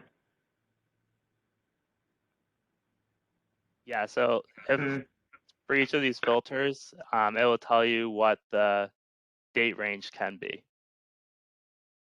So for those batches, it has to be within a 30-day period. See, that's not gonna really work for us. We just need to be able to pull like a month's worth of visits. We don't care when they actually billed for it. We just need to be able to go in at any time and say what visits took place from October 1 to October 31st. I mean, because there's just no way the case manager is going to know when they billed it, and to have to go back to the providers every time and ask them that's not gonna really work. Yeah, and you may also be able to use the visit report where you only have to enter the visit date. I was about to ask you, could you show one of the other reports? That may not be the report for them. Yep. Thanks, Monica. So you can just enter the visit dates, and then that will bring back all the visits within that date range. Okay, that's the one that we would use then. Is this more helpful? Yeah. Yes, that's much more helpful. Thank you. No problem. And just to add in, we do have other billing reports as well, Katie. So this is a good example, but we won't get to cover all reports today. But as you go through all of them, you can see not all reports will require the batch from and to date. Yes, except for this one. So case managers will more than likely use this visit report because it'll show right here where if it was billed or not. Exactly. Correct. So this may be the most useful one for the case managers. You're also able to do it by the member teams or the offices. So if they're looking for their specific office, they can do that as well. But this will bring back all visits within that time frame, the members, if it was billed or not. If it was, it'll show you the invoice number, the billed hours, units, and then the rate as well. So I believe this is what Katie was looking for. Again, this report can be exported to PDF, Excel, CSV, or any of the other ways.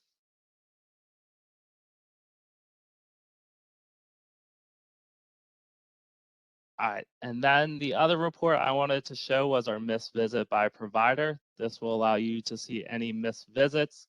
Again, the only required fields here are the from and to date for that visit. So I'm gonna go ahead and put in our date range.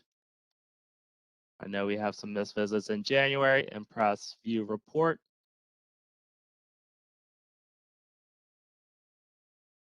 Let me see.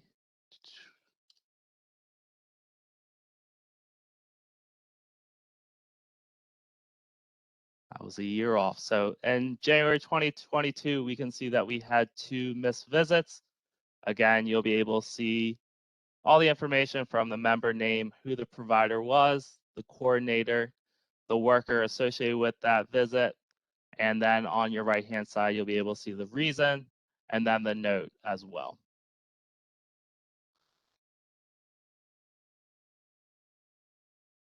And I do just want to go back to the billing report to show you what it looks like when it comes up, as I know the visit report will be more useful, but I do want to run through this quickly.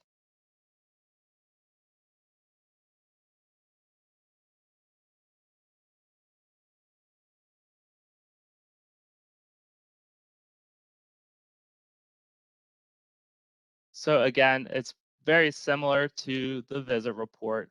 This one will break it down by the providers. So as you can see, we have 2 different providers. You'll have your member team or your offices, members information, the invoice number, the worker, the service code, the visit information, so the date of the visit, scheduled, when the visit occurred, and then the billed units and billed amount. And it'll break it down by each provider. So once you get to the end of one provider, you will see the total amount, so the total scheduled, and then the amount that they've billed here. And then again, for statewide, once we get to the end for them, you'll see the total scheduled and then how much they billed for. And then we do have a grand total, which will add them both up and show you the billed amount as well.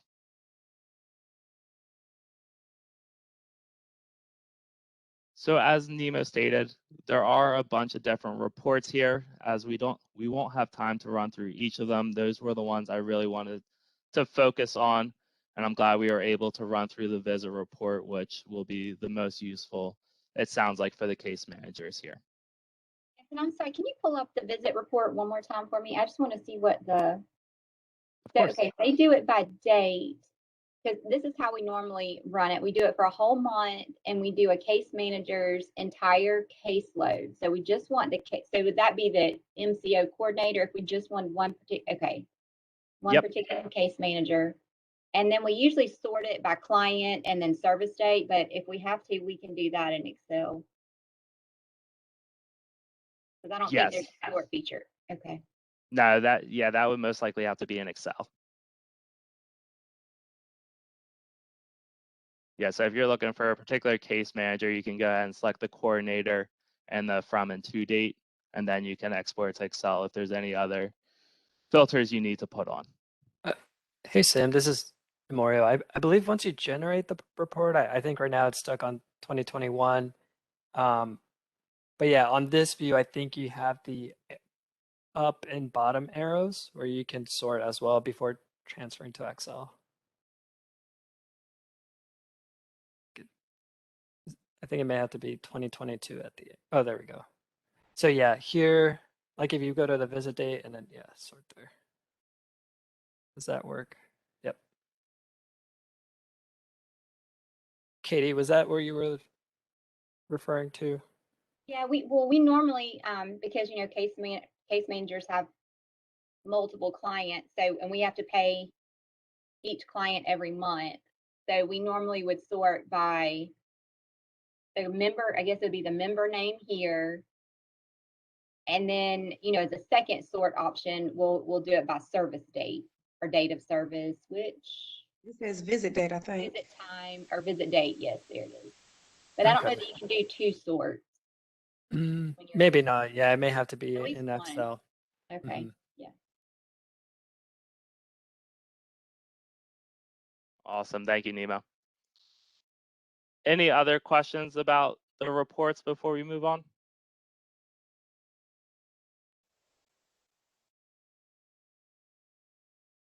And as you get going after go live and have any questions about the report, please do not hesitate to reach out to myself or Nemo.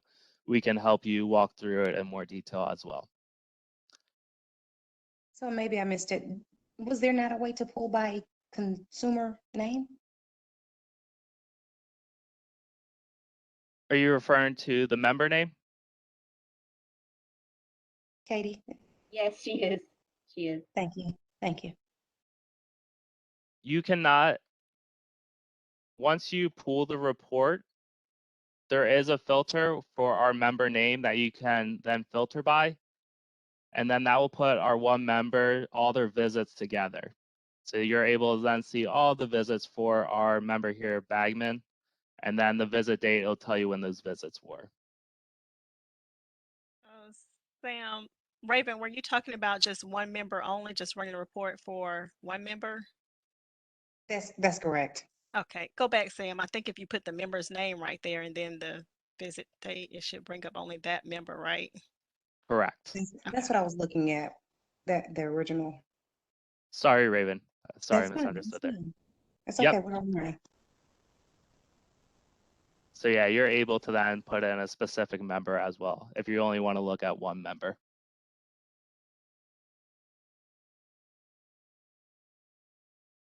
That Any works other well. questions?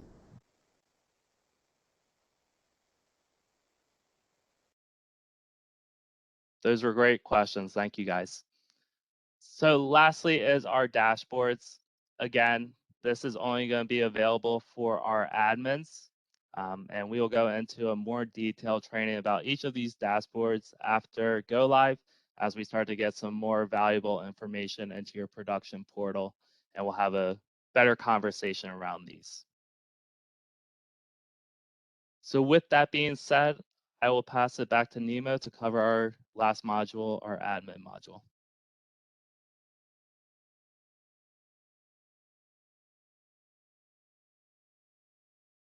Great, thank you, Sam. Everybody should be seeing the PowerPoint slide once again.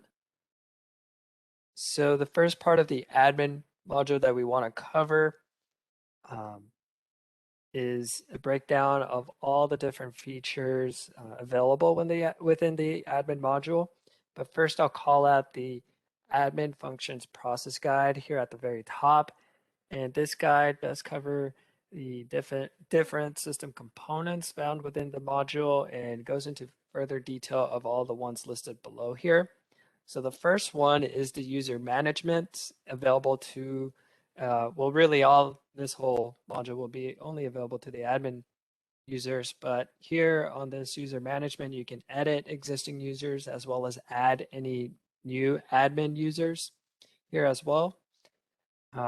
Then we have automatic notifications, which allows you to set up automatic notifications for any sort of system related events or provider communications. Perhaps you want to be notified on certain different alerts within the system or communications that may be coming over. You want to be automatically notified. This is where you can set that up. And then to the third main bullet point here, we have provider management. Now this is available for classic professional app view only. And this really just means that there's a button on the top right hand side, which Sam will cover, and it will take you to our previous existing user interface, which we're working on to transfer onto the new user interface. But for in the meantime, you can still access the provider management tool where you can review all the linked providers within your network. So this is a great place to figure out which providers you're linked with if you're having any questions there. You also have different various drop downs within the, for example, the member module where you can also see all your linked providers, but this is another place where you can go and find that information. And then as you click into a provider, you can view all their rates and the service codes configured into that for that provider. So again, all that information is found within the provider management feature. And then lastly, we have the reference table management, also available on the classic interface. And here you can find configuration settings that were set up for your portal around communication note reasons, misvisit reasons, or misvisit action taken. And there's several other configurations that can be found here. I don't really see a need for ADRS admin users to go in there and perhaps make any changes, but you do have this option to make changes if needed. But if there's any questions around that, again, you can reach out to Ryan, Sam, or myself.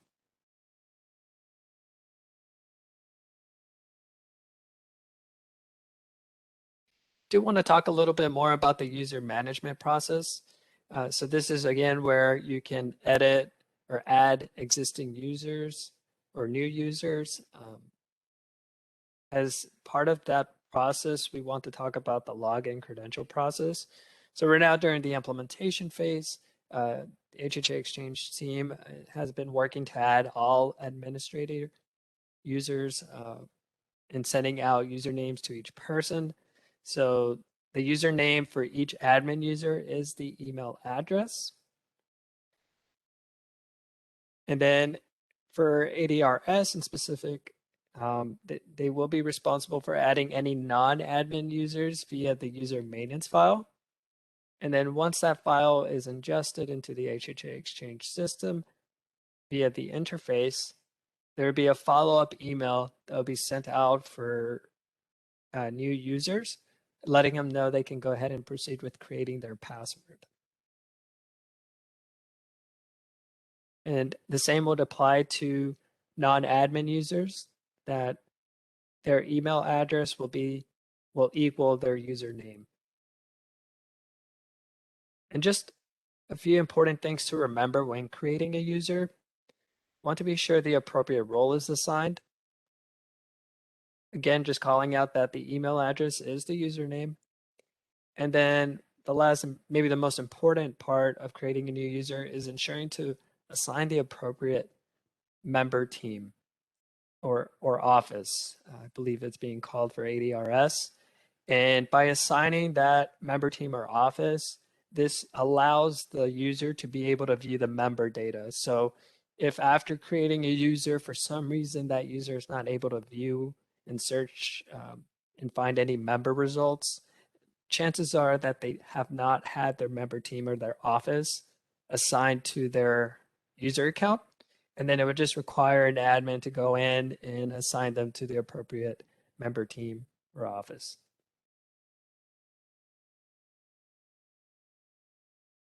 Any questions with the login credential process or the user setup process?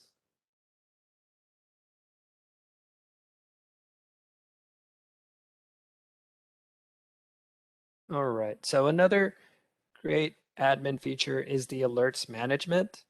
So this alerts management was actually a recent enhancement built to meet one of the Alabama Medicaid requirements around missed visits and real-time alerts that will populate for any missed visits. So with this enhancement, users can review and act upon occurrences of actions that meet the payer, or in this case is ADRS's defined criteria of a missed visit alert. And then from there, the user can perform an action once an alert is assigned to them. And they can also reassign the alert to different users or roles or even member teams.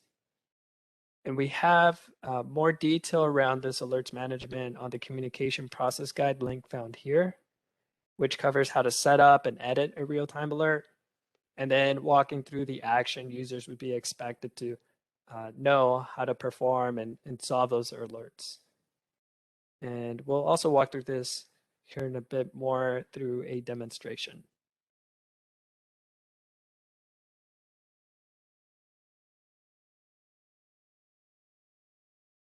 All right, so we'll go ahead and pass it back to Sam to walk through the admin module. So the admin module, as Nemo stated, will only be available for the admin users. Under our admin module, you are able to use the user management. This is where you'll be able to see all users that have access to the ADRS portal. Again, we have our filters at the top. If we don't want to enter anything, we can go ahead and press search. This will bring back all users that are in the system. You're able to see the user's information here, as well as their role and then their status. So if they're inactive or active. If we want to make any changes to one of our users, we can go ahead and do so by clicking on Actions and Edit User. Here we're able to make any updates. The only update we are unable to make is to the login ID. Once the user has been created, we can only edit the last name, first name, email, their role, or their member team that they're associated with. So let's say this person changed their name or needed to update their name, it was misspelled, they are able to come in and do so here if they are an admin user. Let's say this user was an admin but has been moved down to staff, we can go ahead and update their role to a staff user now. If we needed to change their teams or offices for any reason, we can come in and go ahead and update that team here.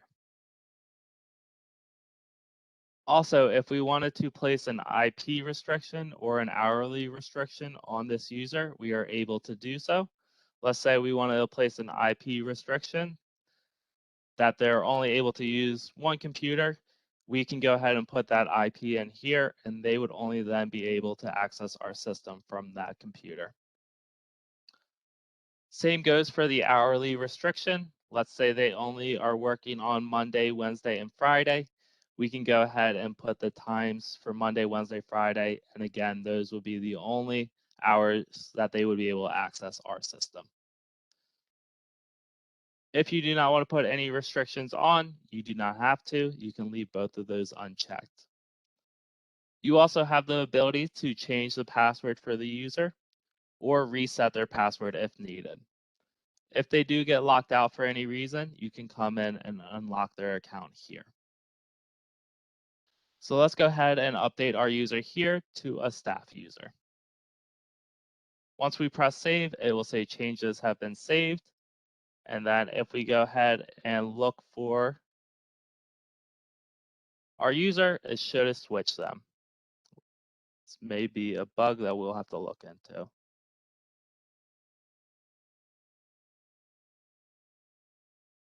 right, we'll take that as an action item here, but their role should update. If you need to add a new user, if you need to add an admin user, you can do so by coming to add user. And here you are able to then add that brand new user. You will have to put in all the required fields from login ID, last name, first name, their email, and then their role. Once you do so, you can press save. That will create that user for you and then send out that password link for them to go ahead and create their password. So that is our user management. Also under our admin tab is our payer profile. Here you are able to see all the configurations that were agreed upon earlier last year. One that I do want to point out is we did agree that providers won't have the ability to update any of the members' demographics. So as you can see here, that member or that provider is not able to update any of the members' information from their address, phone numbers, billing address, anything like that. You also do have the ability for any automatic emails that you may want. Let's say you do not want to receive any as of right now, but in the future, you wanted to receive the provider accepted a placement. You can come to your payer profile and go to our actions and press edit. And now you're able to put either a recipient that would receive these. So you can either choose just an email address. So if there's only a select few that should be receiving this, or if the coordinator that's attached to the member needs to be receiving this each time, you can choose this option.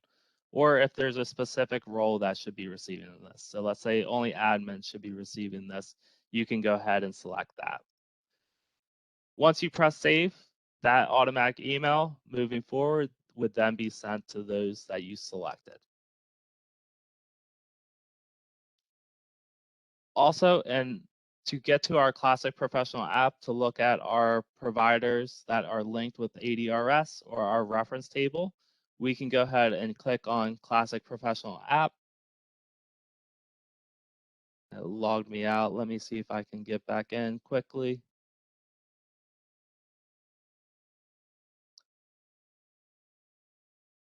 This will take us back to our Classic Professional app where you can then come to admin, provider setup, search provider. Here you're now able to search for any providers that are linked with ADRS. We are able to see their name.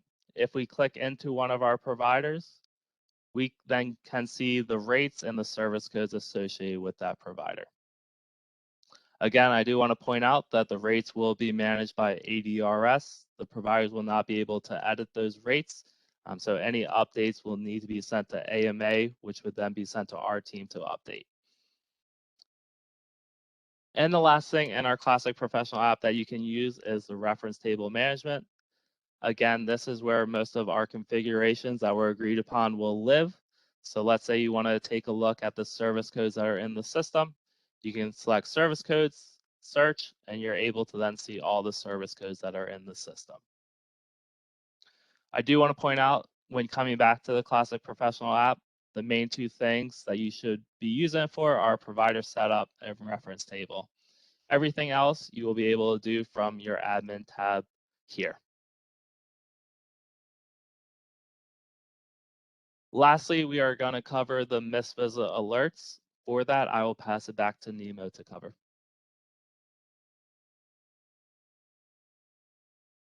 Hey Sam, could you tell the team how many attempts they are allowed before it gets locked in the account? Are you referring to how many times they try to log in before they get locked out? That's correct. I believe it's 5. So if they have 5 bad password attempts, they would get locked out.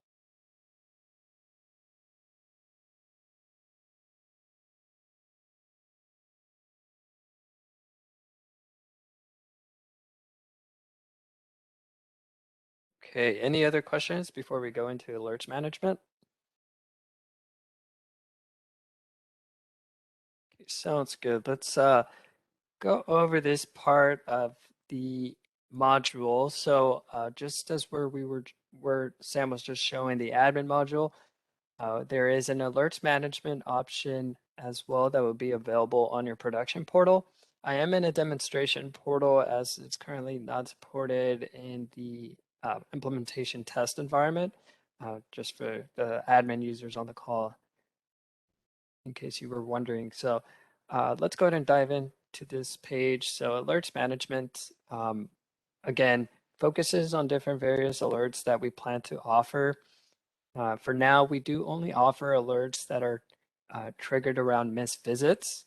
So you can see here as I land on the page, you can see different options to filter if you were to have various or maybe a large count of alerts that you need to search for to go back and edit.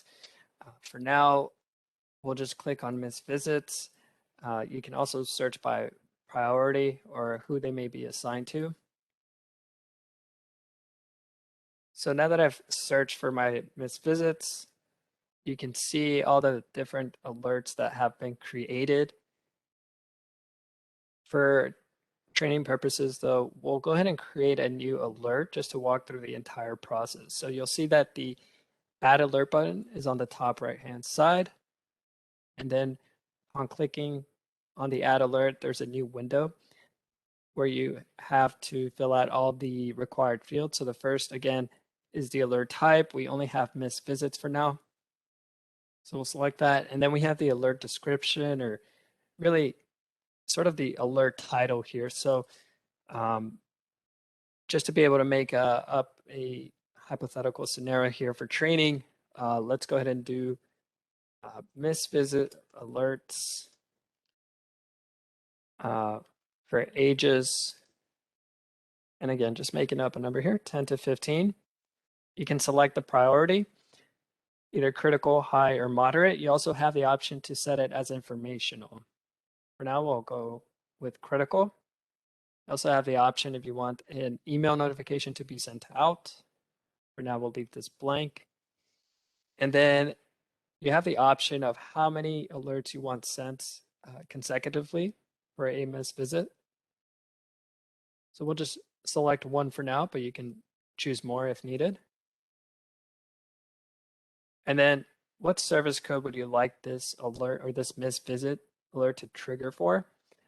We have some dummy service codes here on the drop down, but for now we'll go ahead and click on an option here below. I'm just going to click on HHA plus, and then age range. So this kind of ties back to the scenario that we're going through here. So mentioned here for ages 10 to 15.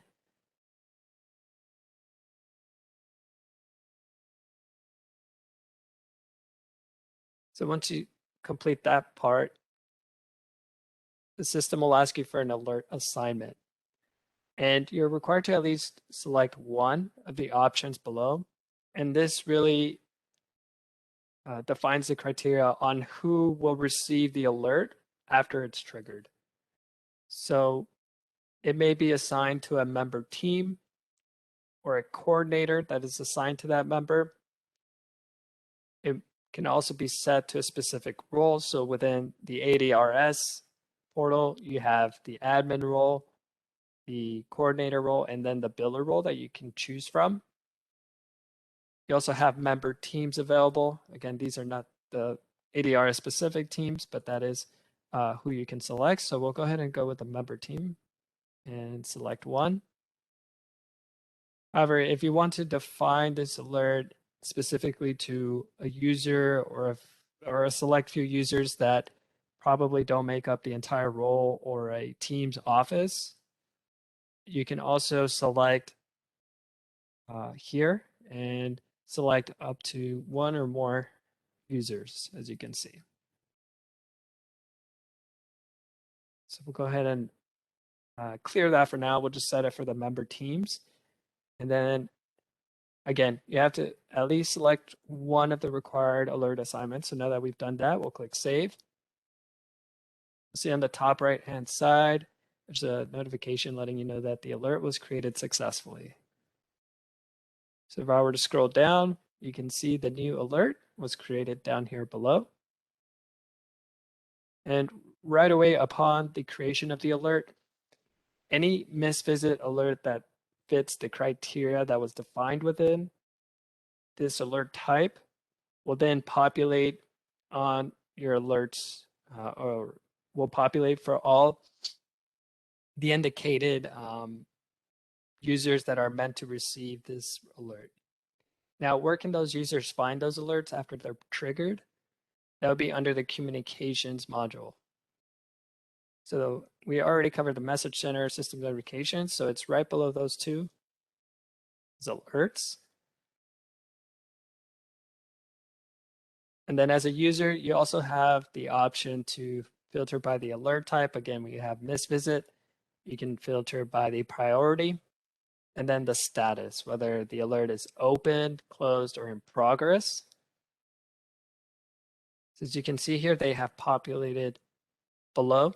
So we have a couple of different missed visit alerts. So for training purposes, we'll go ahead and just select one of these alerts that have already been triggered, not necessarily the one that we've created, but just to go through the process of how one can solve or assign these alerts to other users. You can see you have a couple different options that we'll walk through in a moment, but I'll actually start from the left-hand side over to the right. So if you want to focus and make an action on one or two alerts, you have the different select buttons that you can select here. Then you have the date and the time when the alert was triggered.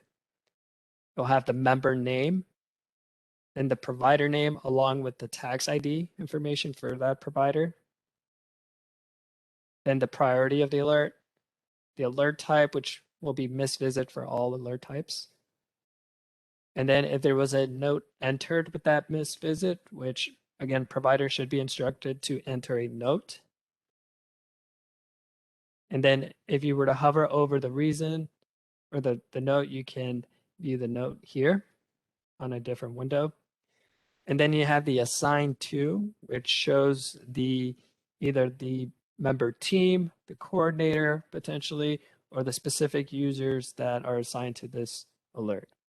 And then last, the task status for this alert. So as you can see, all these alerts are in open status.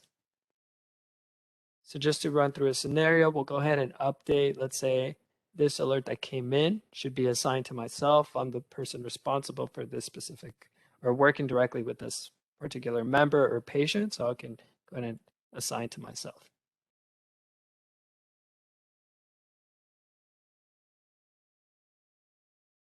All right, as you can see, this alert is now assigned to myself. ADA user 1, that's my name up here within this portal, as you can see on the top right-hand side. You have other options of updating the task status. You can also assign to somebody else, as mentioned earlier. you can jump over to the member profile and view their information directly within the member module. And if you need to add any additional notes, you can do so here as well. And then I'll lastly cover the bulk action. So this is whenever you would like to select more than one alert, and you can select the bulk action dropdown and update the status or assign multiple alerts at a time.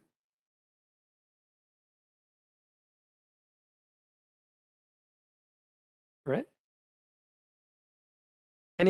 So that takes us through the alerts management tool. Any questions regarding the alerts?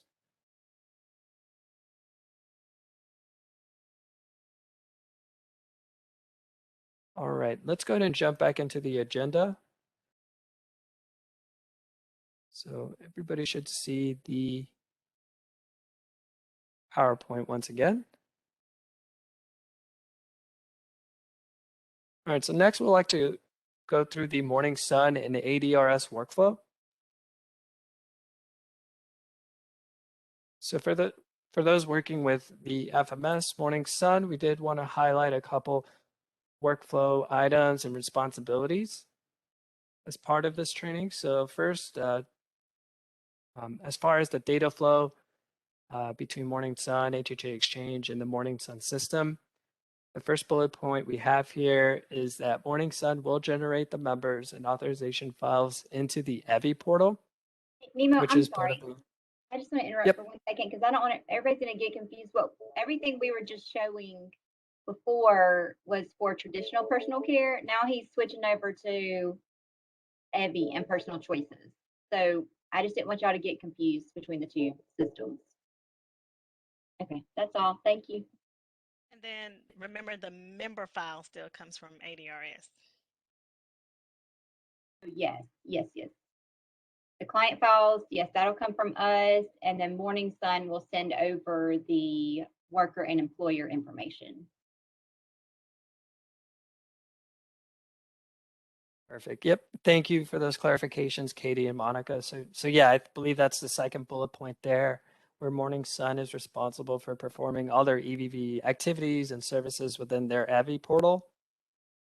And then how that EVV data will be exported to HHA Exchange for integration. And as we receive all that data and we're integrating, that's where HHA Exchange is responsible for aggregating all that member and authorization and visit data into the Alabama aggregator.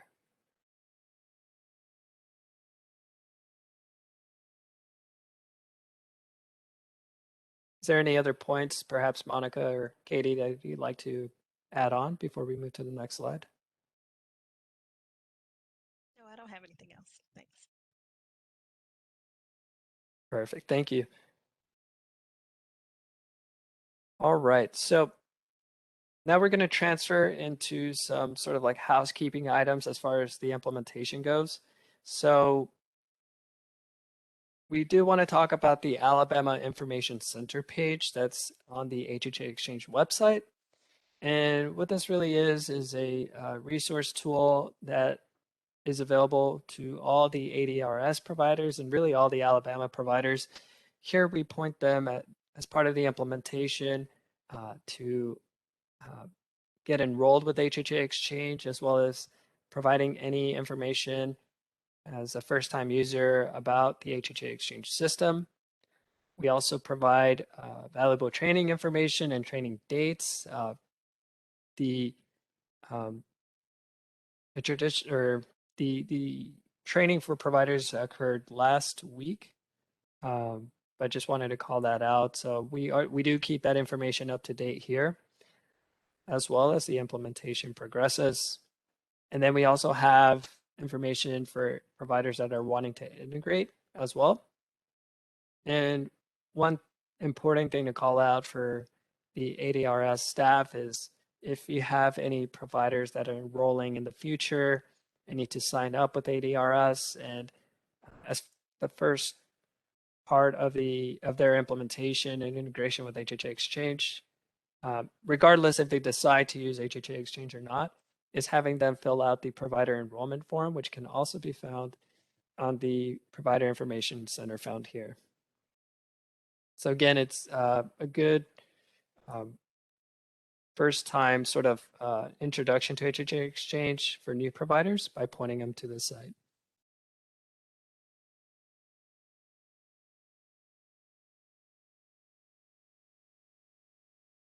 All right. Then we have the support and contact information for the ADRS staff. So we have here the need help box screenshot, which will be available on your menu or your landing page when you log into your production portals. And we have the support center link, which will take you to all the job aids and the process guides that were available as part of this PowerPoint. All that information can be found there in the support center. Then you have a couple different options on how to contact our help desk or our support team. So you can contact by or click the contact support button. Then you also have a remote support option to contact our help desk team, as well as a live chat option. And then lastly, another method that you can use is the email found below at Alabama or AL support@hhaexchange.com. And that email will directly get you in communication with our help desk team. So these are great resources once you are past 214 in the system after go live, and in case you have any questions or perhaps are stuck within the system and needing help with different functions, these are the different options you have to reach out to the HHA Exchange team.